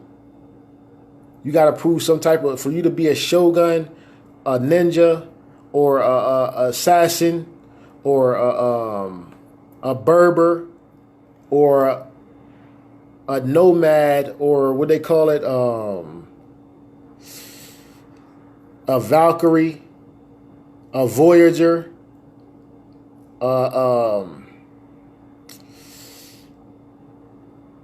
Amazon, Arabian, a knight, or emperor. For you to be any of these things, or a master, for you to be any of these things, you had to have black blood inside of you. This is why they said, and because they couldn't evidently prove it wasn't evident. If it was evident, they would be part of the blood circle. They would prove it through blood circle, which is just, I'm black. Look at my flesh. I am highly melanated. Look at my texture. I am highly melanated. That's blood circle. That's why we are the blood circle. The true dragon. They are entering the dragon through their illumination, their lineage, through the light frequencies. Their frequencies that they've traveled to is their line, their lineage. That's them entering that dragon. They gotta prove that they not only do they have to have that dragon blood in them, they have to now prove that they are of the dragon blood with dancing, meditating, singing, rapping, speaking, sailing, arts and crafts, creating pottery, being able to sustain thyself. They got to prove their blackness, being able to live in the wilderness without technology, without these artificial patriarchal creations. Can you live? Will the mother still embrace you? Can you survive out in mother? Will the mother still embrace you? Does she still love you? Most of them fail when the fucking sun come up. 12 o'clock, half of them is dead. Most of them is dead. They done. They gotta wait till it cool off. That melanin allows them that discipline. This is what militaries were created for. The resistance, the armies were the resistance, the force. That we're going to force ourselves into the mother going to accept in us. We're going to create and build out of her elements and her nature, and we're going to make things technological, artificial things that take the focus away from that is inside of her and brings it to our technology and brings it onto these artificial things that we created, that we hypnotize people with. We engulf the life energy. We are the beast that swallow everybody through numerology, through numbers, through getting everybody hooked on being enlightened, being illuminated. But entering the dragon is not being the dragon. You are inside of the dragon. You are of the dragon. We have them within our frequencies, within our genetics. We have them. We have diseases inside of our genetics also. We have viruses inside of our genetics also. We have that because things happen within our biochemistry that resonated, that we created them out of. This is why they are seamen. They are men of the sea. They like the ocean. They like to voyage and explore. And if they can't, if it's not no more seas for them to explore, or waters or earth for them to explore, they then begin to turn and explore the other dimensions of the earth, or other dimensions of the Gaia, because they now have to conquer all the dimensions of the mother, because there's nowhere else that they can fathom on where they can actually physically go to and move to. So now they got to explore dimensions of the dragon. They got to enter the mother energy now and start to dissect the mother, and they have to distinguish and separate mother parts of her. That's why they got to kill shit to dissect it. They got to separate mother from herself in order to say, okay, this is this of mother, this is that of mother, this is that of mother, this is that. But and all of this has feminine. This is a chromosome. This chromosome is a chromosome, and chromosomes exist in and within themselves, but they just happen to be in women, and only women can pass them on. Or mitochondrial DNA is in everybody, but only women can pass them on. But that's just something that chemically happens, and that has, even though, and then we always speak in concepts of mothership and Mother Earth and Mother Plane and feminine energy, always linked to wisdom and nothingness and evil, and women and are evil and radical and extreme and all of this shit. But they dissected the light through the diamond. The light has been scattered and dissected so they can be explored and comprehended in all of its dimensions. But what they have yet to do is go and observe the diamond and go and see where the diamond came from. They're just still exploring the light. My phone is on 5%, so I need to get through the rest of these holidays. But this is what Independence Day represents. Them saying that now we're going to not only just be our own light, we're going to take the diamond and say that the diamond no longer needs to be associated and corresponded with the black code and shit that it comes from.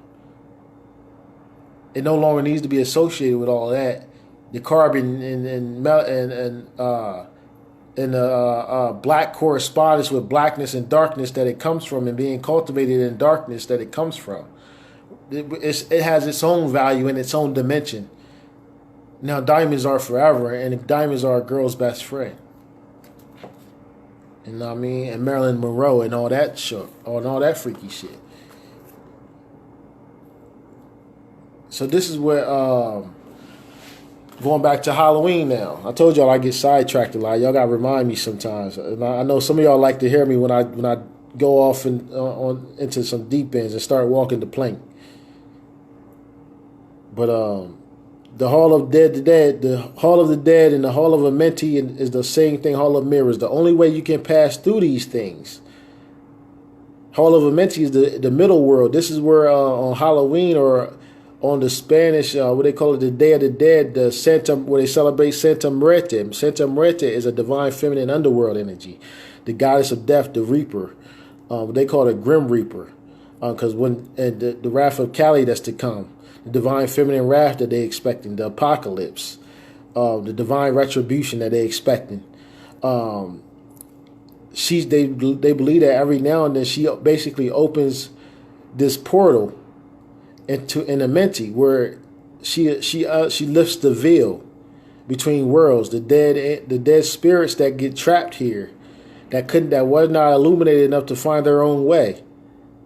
A Menti is pretty much where they are at, and if they walk all the way down the hall of a Menti, they will eventually get cycled back through here, or they can find another way, a secret passage, and step into other dimensions and completely experience the astral realm. This is what the halls of a Menti is, where they're not completely in. And actually, the halls of a Menti are actually the same thing that's considered with Anpu's Anpu and Anpu's daughter, Kabhut.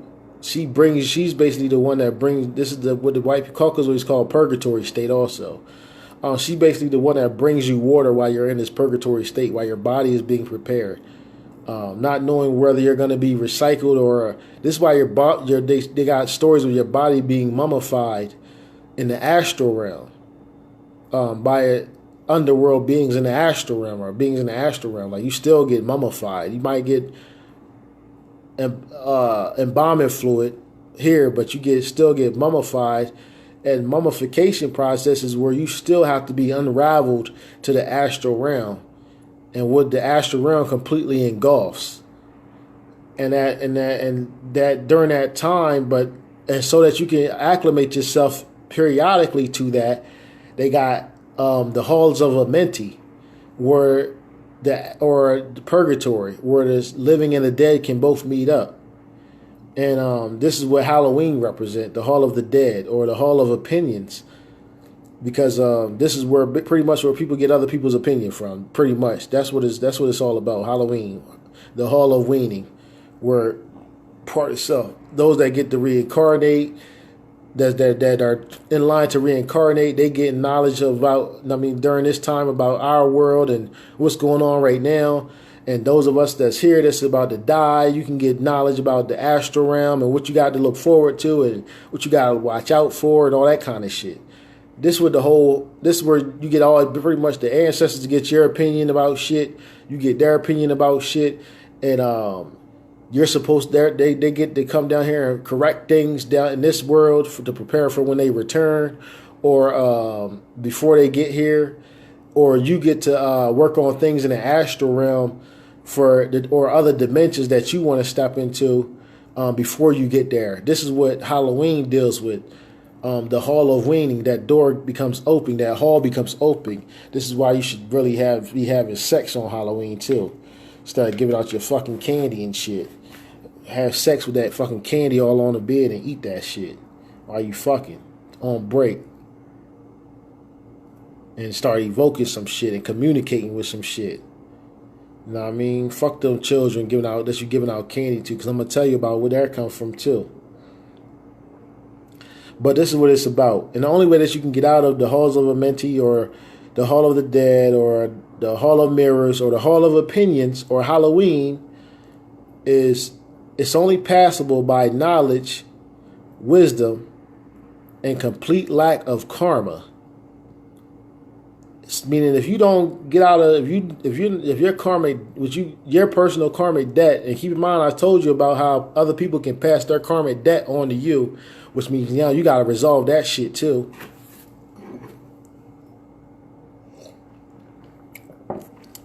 Which may be why you come back. So this is why I say you live all your past lives out right now, so you can check all the fucking karmic debt and everything that keep coming to you that you had in past lives, all that shit from all the other times that you'd have been into the halls of a Menti and chose the option to come back. Now I mean, so this is or the Hall of Mirrors, and you chose to not indulge your own illumination. This is what I want to get into also. Or being taken over the celestial boat of Ra, the primordial waters on the celestial boat of Ra, and all that kind of shit. Like I said, when you die, and white people talk about in their state of purgatory, they see the white light at the end of the tunnel, they try to go to the white light. You don't choose the white light. And my phone, keep in mind, my phone is on 5%, so it could turn off at any minute. That's why I'm trying to speak a little bit faster to get this stuff out of here. To get this out, because I probably just have to do a part 2. If it cuts off, I will do a part 2. I'll just go ahead and say that now, because I got other holidays I want to talk on. So if I don't talk on at least 12, then on this video, if you ain't heard at least me talk about at least 12 holidays thoroughly, then I still got more coming. But this is what it all represented, and it was the halls of the dead and the living, beneath the islands of sunken Atlantis. The islands of sunken Atlantis is you. You are the island, or that which is land, but that is not what we calling land, but you still are land. You are the island. You are the island. You are still land. But we project that holographic reality into islands out there, and the more that we had, and there's oh shit.